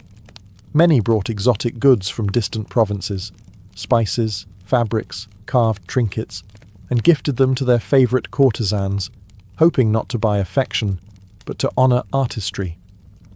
Officials arrived cautiously, wrapped in layers of duty and secrecy. Yet within the pleasure quarters, even strict-faced bureaucrats softened. Some sought intellectual sparring partners, others sought silence. A few came simply to observe, finding comfort in watching life unfold without needing to control it. The courtesans understood how to navigate these men, listening without judgment, offering empathy without obligation. Then there were the wanderers, individuals with stories the road had shaped, soldiers between assignments, monks passing through the capital, entertainers from other cities, and young dreamers unsure of their place in the world. They came without expectations, content simply to sit beneath lanterns, sip warm tea, and feel part of a wider, gentler human tapestry. What bound all these groups together was a shared desire for refuge. The pleasure quarters were not an escape from responsibility, but a pause from its weight, a place where emotion, beauty, and conversation flowed freely. Here, every visitor, no matter their origin, found a small corner of belonging in Kaifeng's luminous night. As night in Kaifeng slowly thinned into the pale edges of dawn, the pleasure quarters began their quiet transformation. Lanterns, once glowing like warm constellations, flickered as their oil ran low. The music softened, conversations tapered off, and the floating world, so alive only hours before, began to fold itself gently away, like silk robes being carefully stored after an evening of elegance. The streets at this hour carried a rare stillness. The laughter and footsteps that had echoed beneath the eaves were now muted, replaced by the soft sweep of brooms and the rustle of early morning vendors preparing their stalls. The scent of jasmine and heated wine faded, replaced by the cooler fragrance of dew on stone, and the faint sweetness of steamed buns rising in nearby kitchens. Tea houses closed their carved doors one by one, curtains falling like tired eyelids after a long night of stories, debates, and hushed secrets. Within the flower pavilions, courtesans extinguished their candles and loosened their elaborate hairstyles, letting the long weight of their day slip free. Their instruments rested on low tables, strings cooling in the morning air. The women moved with a gentler, more private grace now, not the polished performance of the night, but the quiet routine of those who lived between two worlds. Some sat by their windows, watching the sky brighten. Others wrote a final line of calligraphy to settle their minds before sleep. For them, dawn marked not the beginning, but the end. Hidden gardens fell completely silent. Moonlit ponds that had reflected whispered confessions now mirrored the earliest hints of sunlight. The koi moved lazily, undisturbed by the absence of voices. The pavilions stood empty, their paper windows glowing softly, as if holding the last traces of the night's memories. Even here, the atmosphere shifted, from enchantment to rest, from intimacy to stillness, to patrons departed slowly, stepping out with the lingering softness that the district so carefully cultivated. Scholars held their robes a little tighter, thinking over poems recited hours earlier. Officials walked with lighter expressions, their burdens temporarily eased. Merchants breathed in the cool morning air, savouring the rare feeling of a night spent not in negotiation, but in gentle company. By the time the sun rose fully, the floating world had nearly vanished. The pleasure quarters appeared ordinary again, just another part of the city. Yet those who had walked its lantern-lit paths carried something with them, the sensation of having lived, even briefly, in a realm shaped by art, beauty, and human connection. And they knew that when night returned, Kaifeng's hidden world would awaken once more, ready to offer another evening of soft light, refined companionship, and dreams painted in music and silk. When people imagine Alexander the Great, they picture the battles, the dust of Issus, the river charge at the Hydaspes, the phalanx locked in gleaming formation. But none of those victories would have existed without something quieter, far less glamorous, yet infinitely more impressive: the logistical machine behind him. His army did not simply march across continents because they were brave. They marched because every step was calculated, because the supplies flowed, because the system worked. From the moment Alexander left Macedon in 334 BCE, he wasn't just leading an army, he was commanding a moving city of nearly 40,000 men. This city stretched for kilometers, when on the move, with soldiers, cavalry, engineers, siege specialists, medics, blacksmiths, cooks, scribes, and interpreters. Behind them came thousands of animals: mules, camels, pack horses, each loaded with tools, food, spare weapons, and medical supplies. The army had no trucks, no engines, no radios, yet it coordinated movement across some of the harshest terrain on Earth with a precision modern militaries still study. Alexander inherited a brilliant system from his father, King Philip II, but he refined it ruthlessly. The army travelled light, extraordinarily light for its size. Soldiers carried only essential gear: weapons, armour, a cloak, a few days' worth of grain, and often a simple cooking pot. Tents were mostly reserved for officers. Ordinary soldiers slept under the open sky, reducing baggage weight and increasing speed. The less they carried, the faster they moved. And speed, for Alexander, was as deadly as a spear. But movement was only half the story. The real miracle lay in supplying the army. Alexander understood that fuel, food, water, fodder, was as important as bronze and iron. His scouts rode days ahead, mapping wells, rivers, and villages. Local cooperation was negotiated before the army ever arrived. If an area couldn't support the troops, routes were changed. If grain was needed, caravans were organised. If the land was barren, rations were adjusted and marches were shortened to avoid exhaustion. This careful choreography made Alexander's army something almost unnatural for its time, a force that could move swiftly, strike suddenly, and survive in environments where other armies would starve. The logistics were invisible to most, but they were the heartbeat, the silent engine, the reason a young king could take one army across deserts, mountains, and empires, and never let it collapse under its own weight. Feeding 40,000 men was not a challenge. It was a crisis waiting to happen every single day. Alexander's commanders understood this better than anyone. A soldier could fight without sleep. He could march with bleeding feet. But without food and water, the army collapsed, discipline vanished, and the momentum of the campaign died.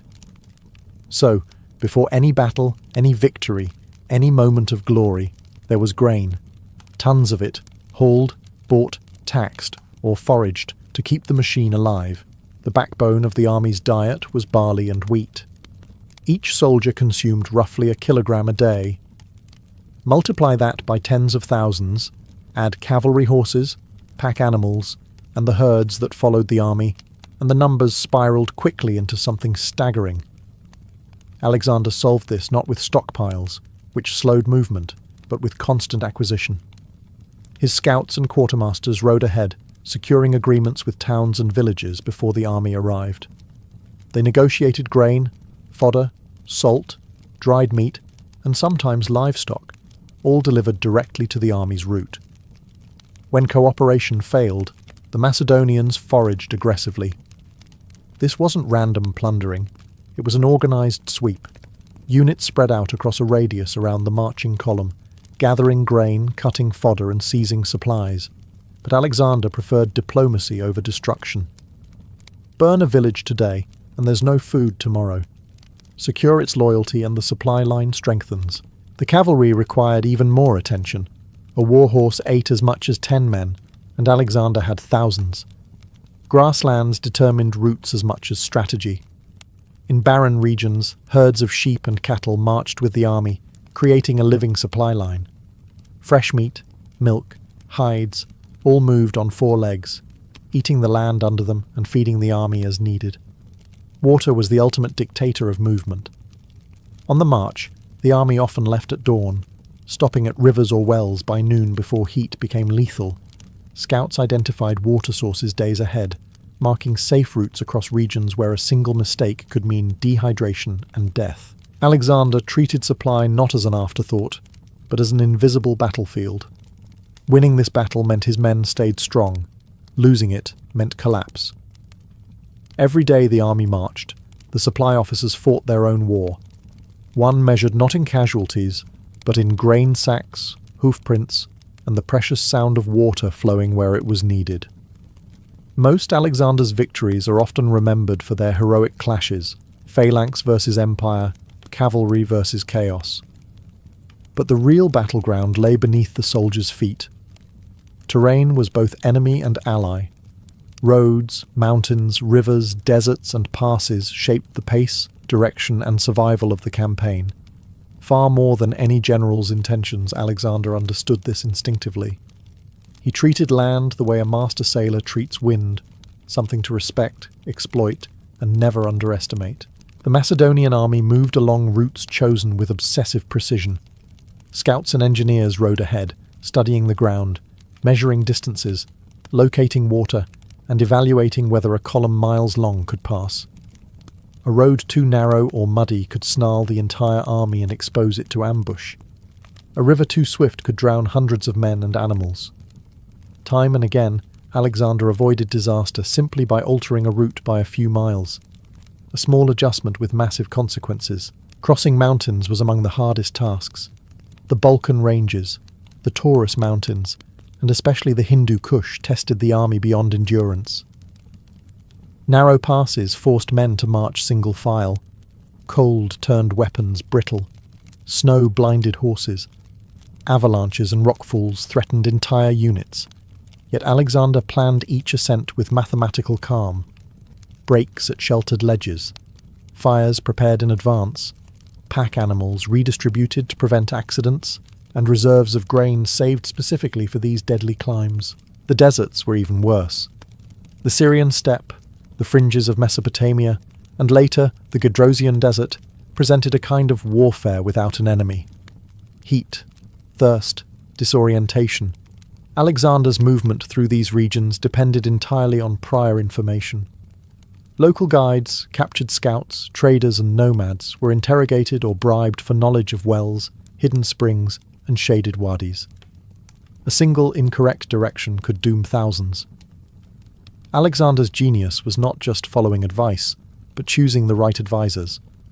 Even open plains required skill. The army marched in flexible blocks, keeping cavalry close to protect supply trains.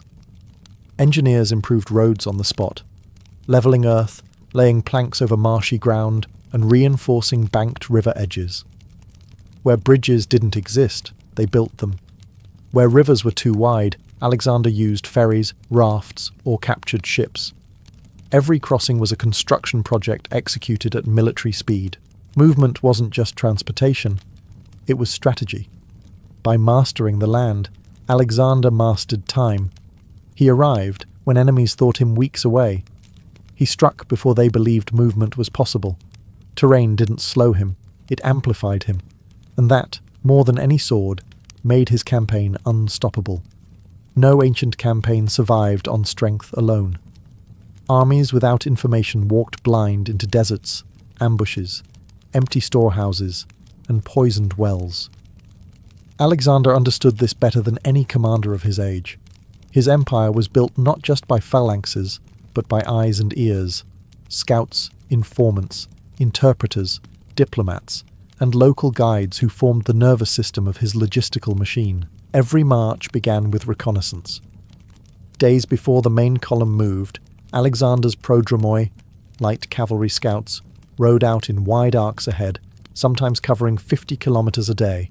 They mapped terrain, checked water sources, counted livestock in villages, and watched for hostile forces. Their reports determined everything: the route, the pace, the timing, the need for supplies. A wrong report could kill thousands.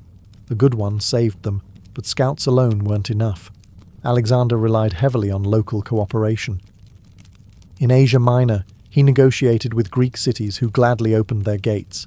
In Syria and Mesopotamia, he made deals with caravan traders who knew every well and oasis. In Bactria and Sogdia, he turned captured tribal leaders into guides rather than enemies, offering them positions, wealth, or amnesty. Alexander understood something simple but rare for his time. A coerced guide tells you where you want to go. A willing guide tells you where you need to go. Linguistic intelligence was crucial. The army employed interpreters skilled in Persian, Aramaic, Egyptian, and dozens of regional dialects. They questioned villagers about food stores, asked shepherds about mountain passes, and listened to merchants' rumours about enemy movements. Sometimes Alexander himself conducted interrogations. His curiosity was legendary. A single shepherd, a caravan driver, even a child who knew where a hidden spring lay, could determine whether the next day's march ended in success or disaster. Diplomacy served logistics as much as strategy. Alexander frequently sent envoys ahead of the army to negotiate supplies, request safe passage, or intimidate local rulers into cooperation. Cooperation meant food and water. Resistance meant scorched earth and starvation. So Alexander made cooperation profitable: protection for loyalty, autonomy for obedience, and honor for assistance. Local elites often preferred partnership to destruction. Information allowed the army to move like a precision weapon. Without intelligence, the phalanx might still fight bravely, but bravery doesn't locate rivers, refill grain storerooms, or reveal hidden roads. Alexander's scouts and informants didn't just support the campaign, they enabled it. They turned the unknown into the predictable, and the predictable into victory. Battles may have defined Alexander's legend, but sieges defined his endurance. Taking a walled city was not a matter of courage, it was a matter of logistics, engineering supplies, manpower, timber, tools, food reserves, and above all, time. Every siege drained resources at a terrifying pace. And yet Alexander never hesitated to assault a fortified city because he had mastered the unmistakable rhythm of siege warfare: build, supply, pressure, and outlast. When the army laid siege to a city, the first order was not to attack. It was to build. Engineers and carpenters stepped forward with tools, axes, and ropes. They required huge quantities of timber for ladders, battering rams, catapults, torsion engines, siege towers, and protective screens. This timber came from forests miles away, cut by labour detachments who marched with axes rather than spears. The trees were felled, shaped, loaded onto carts or pack animals, and hauled to the siege lines. The army became a construction workforce overnight. Alexander's engineers were among the finest in the ancient world. They analysed walls, identified weak points, calculated angles for artillery, and directed the placement of siege towers. Carpenters built platforms and walkways. Miners dug tunnels beneath walls, propping them with timber that could later be burned to collapse entire sections. Every structure required a steady flow of nails, ropes, pulleys, hides, shields, and spare wood. Siege logistics resembled running a massive workshop under hostile fire. Food became a bigger challenge during sieges because the army stopped moving. When stationary, consumption rose while foraging decreased. To compensate, Alexander pre-planned supply lines. Before beginning a siege, grain was stored in temporary depots behind the army. Convoys of pack animals rotated between depots and the front lines. When possible, he secured cooperation from nearby villages to keep food flowing. A siege could last days or months. Without prearranged supply, even the strongest army starved. Time was the most precious resource of all. A prolonged siege risked disease, desertion, supply shortages, and reinforcements arriving for the enemy. Alexander therefore used constant pressure artillery, bombarded walls day and night. Sappers dug relentlessly. Marines conducted amphibious assaults when cities stood by water. The goal was not merely to break walls, but to break morale, to ensure the city surrendered before the logistical clock ran out. Every stone hurled from a catapult, every tower rolled forward, every underground tunnel supported by timber reflected the same truth. Alexander didn't win sieges through brute force. He won them through logistics, a blend of engineering, calculation, and relentless preparation that wore down enemy cities long before the final breach. Water, though essential for survival, was also one of the most dangerous obstacles Alexander's army faced. Rivers were unpredictable. Floods could wipe out camps. Currents could sweep away cavalry. Wide crossings could split the army, leaving half exposed to ambush. Yet Alexander crossed more major rivers than any commander of his age: the Granicus, the Tigris, the Euphrates, the Indus, and countless smaller streams. Each crossing was less a simple march and more a logistical miracle of coordination, engineering, and timing. The first step was reconnaissance. Scouts measured depth, speed, bank stability, and possible fording points. Engineers then determined the safest method. In shallow rivers, soldiers crossed in tight formations, shields linked to break the current. Horses swam beside them, guided by reins held high. But deeper rivers demanded ingenuity. Alexander used ferry boats and makeshift rafts whenever possible. Local vessels were seized or hired. Horses were ferried across on barges or made to swim, guided by handlers paddling alongside. The army lashed reeds, logs, and inflated animal skins together to create buoyant platforms capable of carrying siege equipment, carts, and grain. Artillery was dismantled into pieces, ferried across, and reassembled on the other bank. Alexander's favourite trick was psychological, crossing at night or upstream, forcing enemies to guess the point of crossing. At the Tigris, the army crossed under cover of darkness, shields strapped to their backs as flotation devices.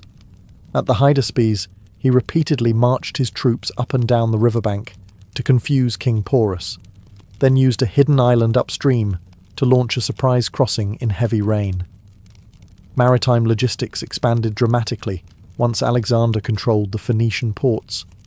Sidonian and Tyrian shipwrights built and repaired vessels for him. Fleets carried grain, siege equipment and reinforcements along the Mediterranean coast, making coastal marches far safer. Later, in Mesopotamia and India, river fleets became floating supply depots. Boats escorted the army, carrying tons of grain, medical supplies, extra weapons, and even replacement horses. These fleets turned rivers from obstacles into highways. Storms, however, were relentless enemies.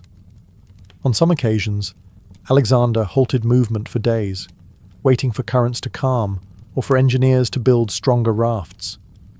He understood that rushing a river crossing could destroy an army faster than any enemy general. Every successful crossing strengthened his legend. But the real triumph lay in logistics. Alexander conquered rivers not by bravery, but by preparation, engineering skill, and a disciplined choreography that turned dangerous waters into stepping stones across an entire continent. Alexander's army marched on more than grain and discipline. It marched on bodies.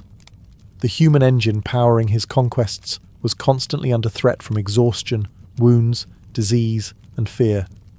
Keeping tens of thousands of men healthy, motivated, and mentally stable across years of non-stop campaigning required a logistical strategy as sophisticated as feeding them. Alexander's brilliance lay not only in tactics, but in understanding that an army's spirit could shatter long before its supply lines did. Medical logistics began with trained personnel. The army included physicians, herbalists, and surgeons who travelled with the baggage animals. Their tools, bronze scalpels, cautery irons, bandages, herbal mixtures, and splints, were carefully packed and restocked whenever possible. On the march, medics treated blisters, infections, and fevers. During battles, they formed mobile stations where wounded men were carried by comrades or slaves. Alexander set a cultural tone. Medical care was honourable, not shameful, and a wounded soldier was never abandoned.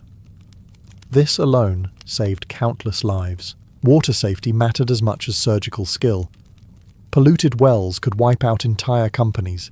Scouts tested water sources before the soldiers drank. If water was questionable, it was boiled, filtered through cloth, or mixed with wine to kill bacteria. A surprisingly effective ancient method. In deserts, dehydration became the enemy. Alexander famously poured out a helmet of offered water in front of his troops, showing he would not drink what they could not share. Moments like this fueled morale more than any speech. Morale itself was a logistical resource. Alexander knew that men who believed in the cause marched further, fought harder, and endured suffering with fewer complaints. He cultivated loyalty deliberately, sharing meals with common soldiers, fighting at the front, honouring the dead by name, and distributing spoils generously. After victories, he held games, feasts, and religious ceremonies to remind the army that their suffering had purpose. Rotations were another quiet tool. Alexander allowed units to rest, repair gear, and recover when others took the lead. In winter, he often paused large operations entirely, sheltering the army in cities or fertile lands where food and warmth were abundant. These breaks prevented burnout, something many ancient commanders overlooked. Exhaustion was always lurking. Heat stroke, frostbite, dysentery, and infections killed more soldiers than swords. But Alexander minimized losses by caring for his men as the true assets of the campaign. Logistics wasn't only about moving supplies. It was about maintaining the human core of the army, a force that followed him not out of fear, but belief. Alexander's empire in motion could not function without communication. 40,000 men spread across miles of marching columns, supply trains, scouting parties, and engineering units needed a continuous stream of orders, clear, fast, and reliable.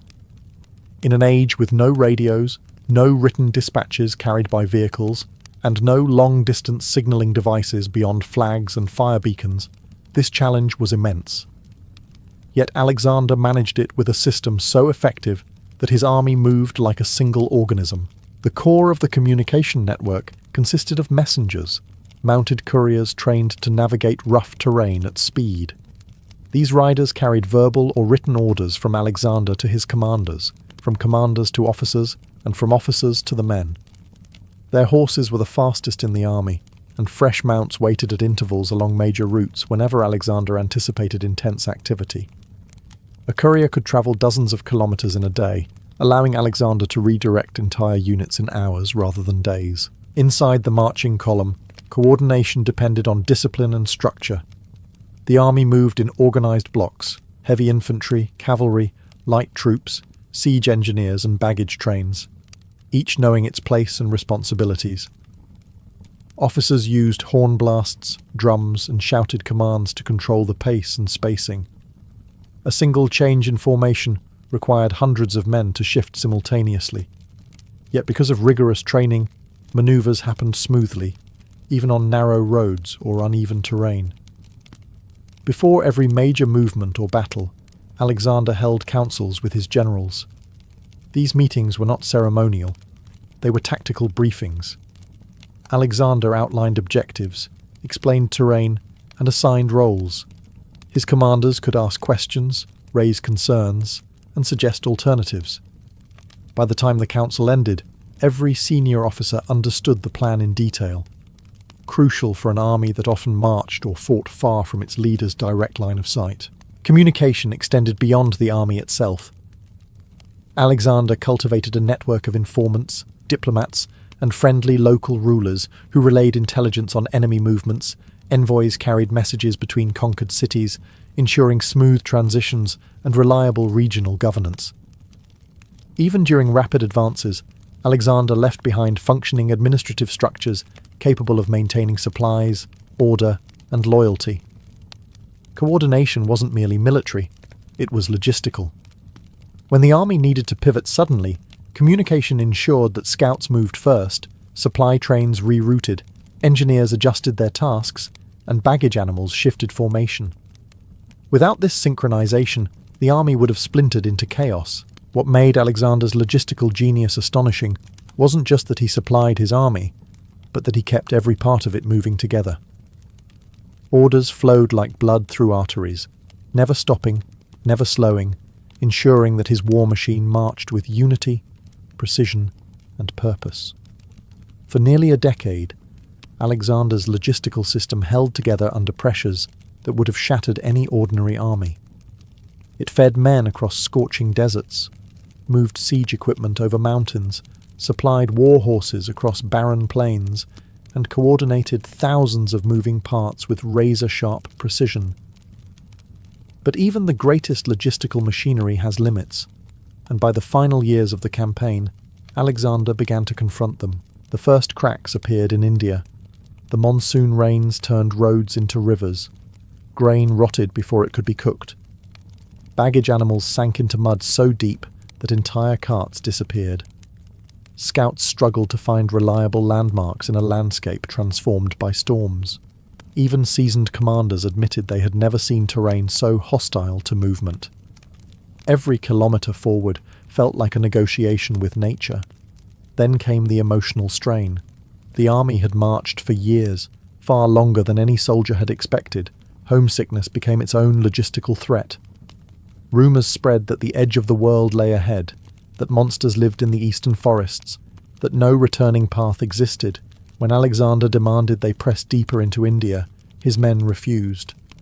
Not out of cowardice, but because logistics, physical and psychological, had reached breaking point. Food was unreliable, weather was punishing, and morale was dangerously thin. The retreat through the Gedrosian desert was the final blow. Alexander attempted to march his army along a coastal route so remote and barren that even local tribes avoided it. Water was almost non-existent. Wells were scattered and often dry. Heat killed faster than enemy blades. Baggage animals collapsed. Supplies had to be rationed to handfuls. Men marched delirious, leaving behind comrades who could no longer stand. No tactical genius could outrun thirst.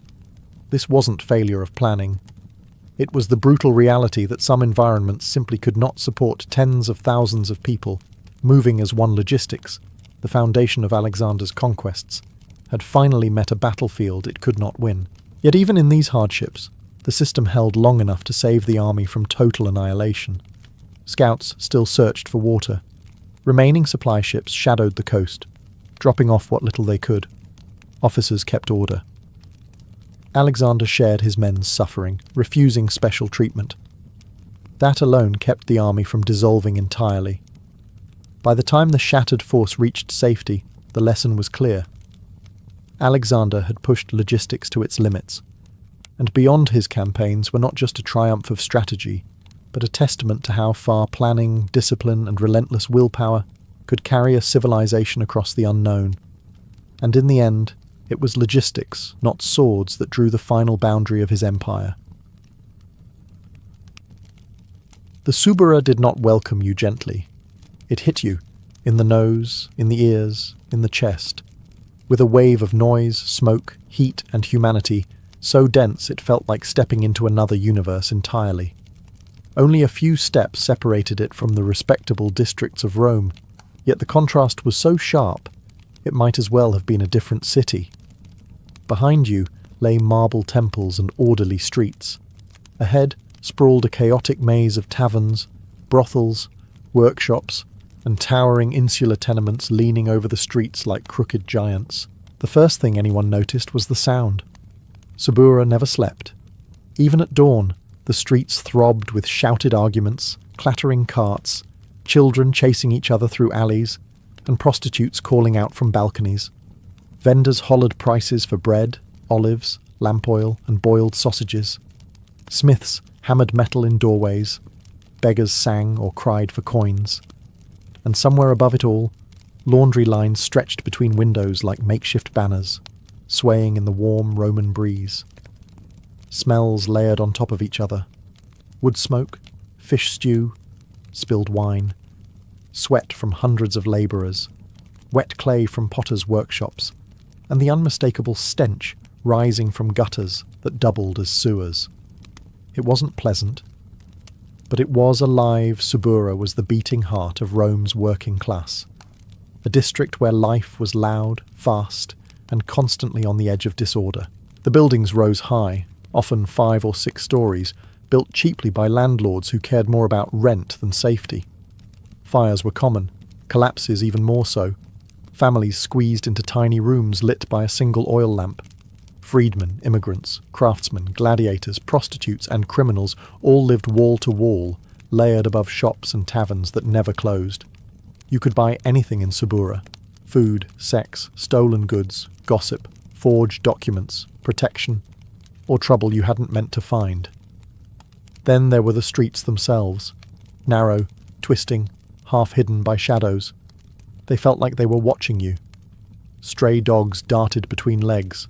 Thieves moved like ghosts. Drunks slept in doorways while debt collectors stalked the alleys like predatory cats. Every corner whispered a rumour or held a secret. To the elite, Subura was Rome's shame. To the poor, it was home. To travellers, it was overwhelming. But to Rome itself, it was essential. A place where the empire's labourers lived, where its gossip was born, and where its pulse beat loudest. Entering Subura meant entering Rome's raw truth. If the Subura had temples, they weren't built of marble. They were built of cheap wood, cracked clay, and smoke-blackened beams. These temples were taverns, the true gathering places of the district. Drinking houses stood on every corner, squeezed between workshops and brothels, glowing with lamplight day and night. They were always full, always loud, always trouble waiting to happen. Inside, the air was thick enough to taste. Smoke from oil lamps mixed with steam rising from boiling pots of stew, and the sour reek of old wine soaked into wooden walls. Patrons sat shoulder to shoulder on benches, shouting over one another, slamming clay cups, laughing, arguing, flirting or plotting. A tavern in the Subura wasn't just a place to drink. It was a marketplace of stories, rumours, insults, and opportunities. Cheap wine flowed constantly, watered down but served in endless clay cups. Stronger stuff, imported from the provinces, unofficially, was available if you knew who to pay. Bread dipped in garlic oil, bowls of lentils, sausages sizzling on iron pans, and fried fish from the Tiber were the standard fare. Food wasn't meant to impress. It was meant to keep labourers standing for another day of hard work. The tavern owners knew their clientele well. Posts were driven into the bar to chain drunk troublemakers. Bodyguards lounged near the entrance, ready to throw out thieves pretending to be customers. Prostitutes drifted from table to table, offering a smile, a conversation, or far more if the price was right. Gamblers tossed knucklebones in the corners, gathering small crowds as arguments flared over every dice roll. Above all, the tavern was Rome's gossip furnace. News travelled faster here than in the Senate. If a politician had embarrassed himself, Subura knew. If a gladiator had refused to fight, Subura whispered about it. If a wealthy merchant's daughter had run off, Subura had the details within hours. Drunken speech loosened secrets, and the tavern keepers remembered everything. Fights broke out often, sometimes from insults, sometimes from pickpockets caught in the act, sometimes simply because someone had one cup too many. But violence was almost routine here. The crowd parted, the fists flew, and then, as quickly as it started, it stopped. Someone bought wine to restore peace, and life flowed on. In Subura, taverns weren't distractions. They were the soundtrack of the district. Noisy, smoky, crowded places where Rome's working class laughed, bled, schemed, and survived. When the sun dipped behind Rome's hills, the Subura didn't quiet down. It sharpened. The night brought a new kind of energy, thicker and more dangerous than the daytime chaos. Oil lamps flickered to life, throwing long shadows across crooked streets. From behind painted doorways and beaded curtains came the soft murmurs and bright laughter of Rome's most infamous profession, the brothels of the Subura. Brothels came in every form. Some were little more than a single room behind a tavern, where a mattress on the floor and a curtain for privacy passed as comfort. Others were multi-room establishments run by experienced leanie, madams who knew how to handle clients, bribe guards, keep peace between rival pimps, and squeeze money from customers who claimed they were broke. The wealthiest brothels offered mosaics on the walls, perfumes in clay jars, and women or men dressed in fine linen. But even these luxury houses remained firmly Suburan, loud, smoky, passionate, and always slightly dangerous. The sex workers of Subura were a diverse mix. Some were slaves working off debts or fulfilling the orders of their owners. Others were freedwomen or freedmen who had chosen the trade because it offered more coins than weaving, hauling, or street selling. A few were runaways, fugitives, or people whose families had abandoned them to survive as they could. They came from Greece, Syria, Egypt, Gaul, and every corner of the empire. Subura was a melting pot of languages, accents, desires, and desperation. Their windows had little painted signs, sandals for women, phalluses for men, masks for variety shows, and lamp symbols indicating rooms available. Patrons lined up in the corridors, coins in hand, bargaining loudly. Inside, the mood was unpredictable. Sometimes playful, sometimes melancholy, sometimes brutal. The madams enforced rules to keep fights from erupting, but in a district like Subura, trouble never stayed quiet for long.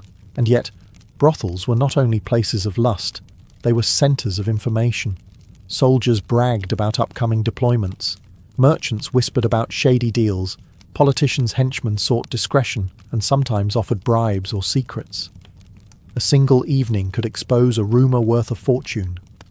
Prostitutes listened and remembered their knowledge made them valuable, protected, and occasionally feared. Walking past the brothels meant passing throbbing music, muffled arguments, sudden laughter, and shadows that moved faster than the lamplight. Subura's night economy wasn't hidden. It was the district's lifeblood, pulsing openly through the streets. Here, vice wasn't shameful. It was business. It was survival. It was Subura. If daylight showed Subura's noise and poverty, nighttime revealed its teeth. Crime wasn't a lurking force here. It walked openly, breathed the same smoke-filled air, and moved through every alley with practiced ease. Subura was notorious across Rome for its thieves, gangs, and shadow networks, so deeply rooted that even the city guard entered reluctantly, and only in groups the thieves came first. Pickpockets slipped through crowds like fish darting through reeds. Children often learned the craft before they learned letters. They tugged at belts, slipped hands into coin purses, or sliced open bags with tiny knives. The smarter ones didn't steal boldly. They created distractions, a staged argument, a sudden fall, a spilled basket of fruit. While all eyes turned, a purse vanished. Losing money in Sabura wasn't a rare misfortune. It was expected. Then there were the burglars. At night, they moved across rooftops, creeping through open windows or cutting through weak shutters. Insulae were perfect targets. Dozens of residents crammed into flimsy apartments with almost no ability to secure their belongings. Burglars didn't always work alone. Many belonged to one of Sabura's gangs, loose collectives bound not by loyalty, but by profit. Gangs varied in size and reputation. Some controlled gambling dens or brothel protection rackets. Others specialized in extortion, demanding payment from tavern owners to prevent accidents. A few acted almost like unofficial neighborhood guards, helping residents in exchange for coin or shelter. But many gangs were unpredictable, prone to infighting, betrayal, and sudden violence. Their turf wars, fought with fists, clubs, or short daggers, often erupted without warning, sending bystanders scattering. The city's official security force, the urban cohorts, avoided patrolling Sabura after dark. They knew the terrain favoured locals: narrow passages, dead-end alleys, rooftop shortcuts. Criminals navigated them like second-nature officers risked ambushes, mockery, or worse. When they did enter, it was usually to retrieve a corpse, break up a riot, or escort a politician's private guard. Information was currency. Criminals traded it like merchants traded spices. Who was carrying money? Who owed debts? Who was new to the district and likely unprepared? Sabura was a district where secrets didn't remain hidden long, and where those who kept their mouths shut survived the longest. Yet for all its danger, residents adapted. They walked quickly, kept purses hidden, avoided certain alleys, and learned which faces meant trouble. Sabura didn't ask for moral judgment. It demanded awareness. In a place where criminals lived door to door with honest labourers, survival meant understanding one simple truth: the shadows ruled the streets, and the streets never slept. Beneath the noise, crime, and nightlife, Sabura had another identity. It was the engine room of Rome. This district wasn't populated only by thieves and drunkards. It was home to tens of thousands of honest labourers and craftsmen whose sweat kept the empire functioning. If Rome ate, built, manufactured, hauled, cleaned, or repaired anything, odds were good it passed through the hands of a Saburan worker. At dawn, long before taverns emptied, the labourers emerged. Men carrying baskets, ropes, bricks, clay pots, and tools filtered out of the insulae like a river of exhaustion. Porters headed toward markets and warehouses to haul sacks of grain, amphorae of wine, or crates of fish. Builders marched to construction sites, carrying chisels and mallets, ready to carve stone or mix mortar under the burning sun. Carpenters, metal workers, leather tanners, and cobblers opened their workshops, small rooms lit by a single lamp where the air smelled of sweat, burning charcoal, and raw materials. Women worked just as hard. Many spent their days washing clothes in public basins, grinding grain, weaving wool, or selling vegetables on street corners. Some cooked simple meals to sell: bowls of porridge, bread with cheese, figs, boiled chickpeas, or salted fish. Children helped, carrying water, tending fires, or shouting prices to attract customers. In Sabura, work began early and ended late, because survival didn't allow leisure. Craftsmen were the backbone of the district. The clang of blacksmiths shaping iron tools echoed down alleys. Potters kneaded clay at their doorsteps, shaping cups and storage jars that would be sold across the city.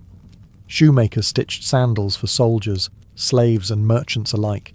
Every trade existed here, from barbers shaving faces in the street to scribes writing legal contracts for those who could afford literacy. Despite the chaos around them, labourers supported each other. Neighbours shared food when someone fell ill. Women watched one another's children. Water carriers offered a drink to exhausted workers for a single coin. It wasn't generosity, it was necessity. Life in Sabura was too hard to face alone. Money stretched thin. Most residents lived from one wage to the next, constantly battling hunger, rent, illness, and overcrowding. But what Subura lacked in comfort, it made up for in resilience. Every face told a story of survival. Every workshop spoke of skill. Every dawn revealed a district that, despite its vice and violence, kept Rome fed, clothed, and moving. Subura wasn't pretty. But it worked, and Rome worked because of it. If the streets of Subura were chaotic, the buildings towering above them were worse. The insulae, Rome's infamous tenement blocks, loomed over the district like crooked giants, stacked floor upon floor, rising 5, 6, sometimes 7 stories high. They leaned at odd angles, creaked in the wind, and swayed under the weight of hundreds of residents. These weren't homes built with care. They were investments built with speed. Landlords wanted rent, not longevity, and the result was some of the most dangerous living conditions in the ancient world. From the moment you stepped inside an insula, you felt the pressure of life compressed into too little space.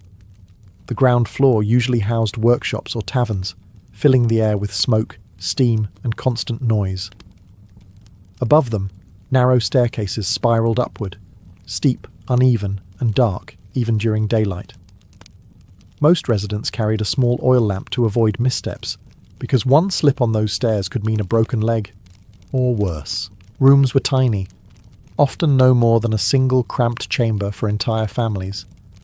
Furniture was minimal: a straw mattress, a wooden stool, a few clay bowls, maybe a curtain for privacy if someone was lucky. Kitchens were rare. Residents cooked with small braziers, which filled rooms with smoke and made fire a constant threat. A single spark could climb an entire building in minutes, turning an insula into a deadly inferno. Water was another struggle. Only the wealthier insulae had access to aqueduct-fed fountains in their courtyards. Most residents carried buckets up and down several flights every day, navigating crowded stairwells while trying not to spill their precious supply. Night brought another challenge: darkness. Lamps were expensive, oil even more so. Many families sat in near blackness after sunset, conserving what little they had. Noise travelled through the walls like they didn't exist. Arguments, crying babies, drunken songs from downstairs taverns, and footsteps from people constantly coming and going. Subura's insulae never knew silence. Privacy was a luxury few could imagine. And yet, despite it all, these vertical slums pulsed with community. Neighbours shared food, watched children, exchanged gossip, and protected each other from thieves. They lived stacked in layers, like the strata of Rome's struggling class: freedmen, immigrants, manual labourers, widows, runaway slaves, and the wandering poor. Dangerous, overcrowded, unstable. The insulae were the harsh reality behind Rome's gleaming marble. In Subura, life didn't just happen in the streets.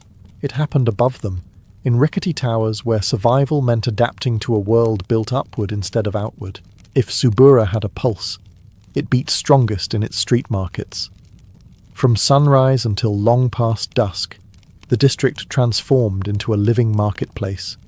Chaotic, loud, irresistible. Every alleyway, courtyard, and open patch of dirt became a trading floor, where coins changed hands as fast as insults. Subura didn't have the polished, marble-columned markets of the Forum. It had mud, sweat, bargaining, and survival. Vendors arrived before dawn, dragging carts or carrying baskets hanging from yokes across their shoulders. They staked out their spots with practiced aggression, arguing over inches of space. By the time sunlight touched the rooftops, the smell of the district had already changed. Roasted nuts, boiling lentils, salted fish, grilling sausages, and onions sizzling in oil. Hungry labourers crowded around food stalls, eating on their feet before heading to work. Food was cheap, simple, and filling. Bakers sold flatbreads warm from clay ovens. Fishmongers displayed their morning catch on wooden planks drenched with water, attracting cats and desperate children alike. Greengrocers shouted prices for olives, leeks, chickpeas, and figs. Women sold porridge ladled into clay bowls for a single coin. A few lucky vendors offered luxuries, honey cakes, dates from Syria, or spiced wine. But these were rare treats for special days beyond food. Subura's streets were crammed with traders, selling almost anything a Roman might need. Leatherworkers laid out sandals and belts. Tinkers displayed bronze pans, pots, and repair tools. Barbers set up stools right on the street, shaving customers while gossip flowed around them. Fortune-tellers read palms beside herbalists selling remedies for headaches, fevers, or broken hearts. Performers, jugglers, flute players, snake handlers drew crowds that blocked entire walkways. Noise was constant. Vendors shouted in Latin, Greek, Syriac, and Egyptian dialects. Buyers argued fiercely to knock a coin off the price. Children darted between legs, dogs barked, chickens escaped cages. Somewhere in the frenzy, a thief always made his move. Markets were easy hunting grounds for skilled fingers, but Subura's street markets were more than commerce. They were the district's social arena. Women traded news as they bought vegetables. Men debated gladiator results over cups of spiced wine. Passing soldiers flirted with stall keepers. Gossip flowed as freely as smoke from cooking fires. If something happened in Rome, a scandal, a death, a political uproar, the Subura markets knew first. And they spread the news faster than any herald. In these crowded streets, survival was an art. Selling, buying, bargaining, all required instinct and resilience. The market wasn't just where Suburans fed their families. It was where they lived their lives, minute by minute, noisy, smoky, unforgettable minute. No district in Rome lived closer to disaster than Subura. It was a place where danger didn't need an invader or a rebellion. It could spark from a kitchen fire, a drunken argument, or a simple misunderstanding in a crowded alley. And when disaster struck here, it struck hard. Subura was famous across the empire for three things: fires, riots, and a deep mutual distrust between its people and the officials meant to control them. Fires were the oldest enemy. Insulae built from cheap timber and dry plaster turned into tinderboxes during the hot months. A single overturned oil lamp or cooking brazier could ignite an entire building. Flames climbed the wooden stairways like ladders, spreading from apartment to apartment in minutes. Smoke filled the narrow streets long before residents realized they were trapped. Neighbors burst into each other's rooms, grabbing children, hauling elderly tenants down collapsing staircases. Fire didn't discriminate. It devoured everything. Subura had no organized firefighting force. Buckets, wet cloths, and desperate shouts were the only weapons. Sometimes the urban cohorts arrived with axes to tear down burning walls, but more often the fire had already taken half the block people rebuilt, again and again, because they had no other place to go. Riots were just as common. Crowded living, poverty, hunger, crime, and constant stress made Subura a boiling pot. If a landlord raised rent, a fight broke out. If a corrupt official demanded bribes, crowds gathered with stones. If two gangs argued over territory, the entire street turned into a battleground. Wine-fueled tavern brawls spilled into alleys. In festival seasons, excitement turned chaotic.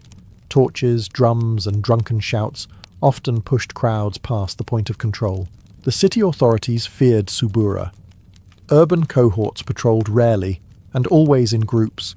Politicians ordered their guards to avoid certain streets altogether.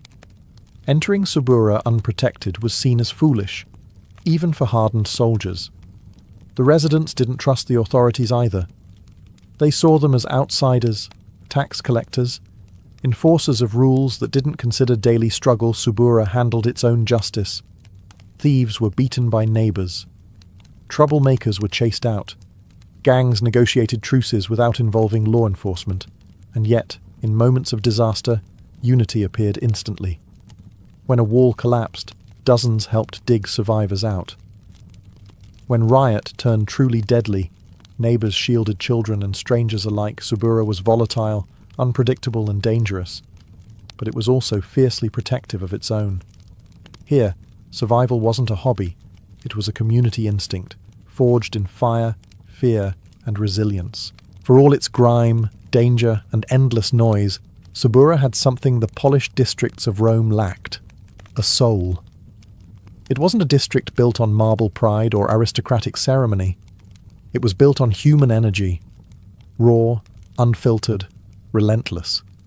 Subura was where Rome's heart beat at street level, where the empire's poorest and boldest carved out a life in the cracks of the city culture thrived here, not in libraries or lecture halls, but in daily life.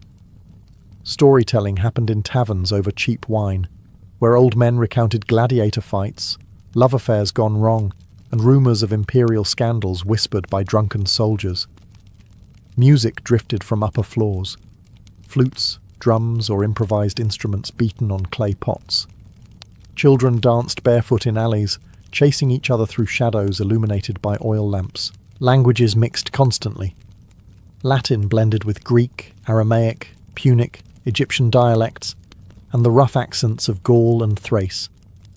In a single marketplace, you could hear 10 different regions of the empire represented in a single argument.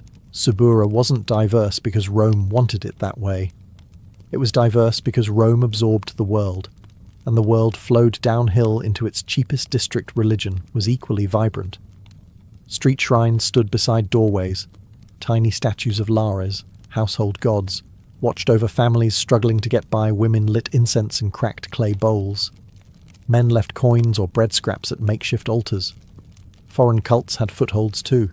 Syrian, Egyptian, Jewish, Mithraic Subura accepted any god who accepted its people. Faith was not ritual here. It was survival. Despite its reputation, Subura also produced talent. Actors, boxers, gladiators, fortune-tellers, healers, midwives, craftsmen, cooks, musicians. Many of Rome's most colourful personalities came from these tangled streets. Some rose to fame. Some rose to infamy. Most simply lived, unnoticed but essential, supporting the vast machinery of the empire from below. Identity in Subura wasn't about ancestry or wealth. It was about toughness, street instinct, community, knowing where not to walk after dark, knowing who to greet and who to avoid, knowing how to stretch a coin until the next payday.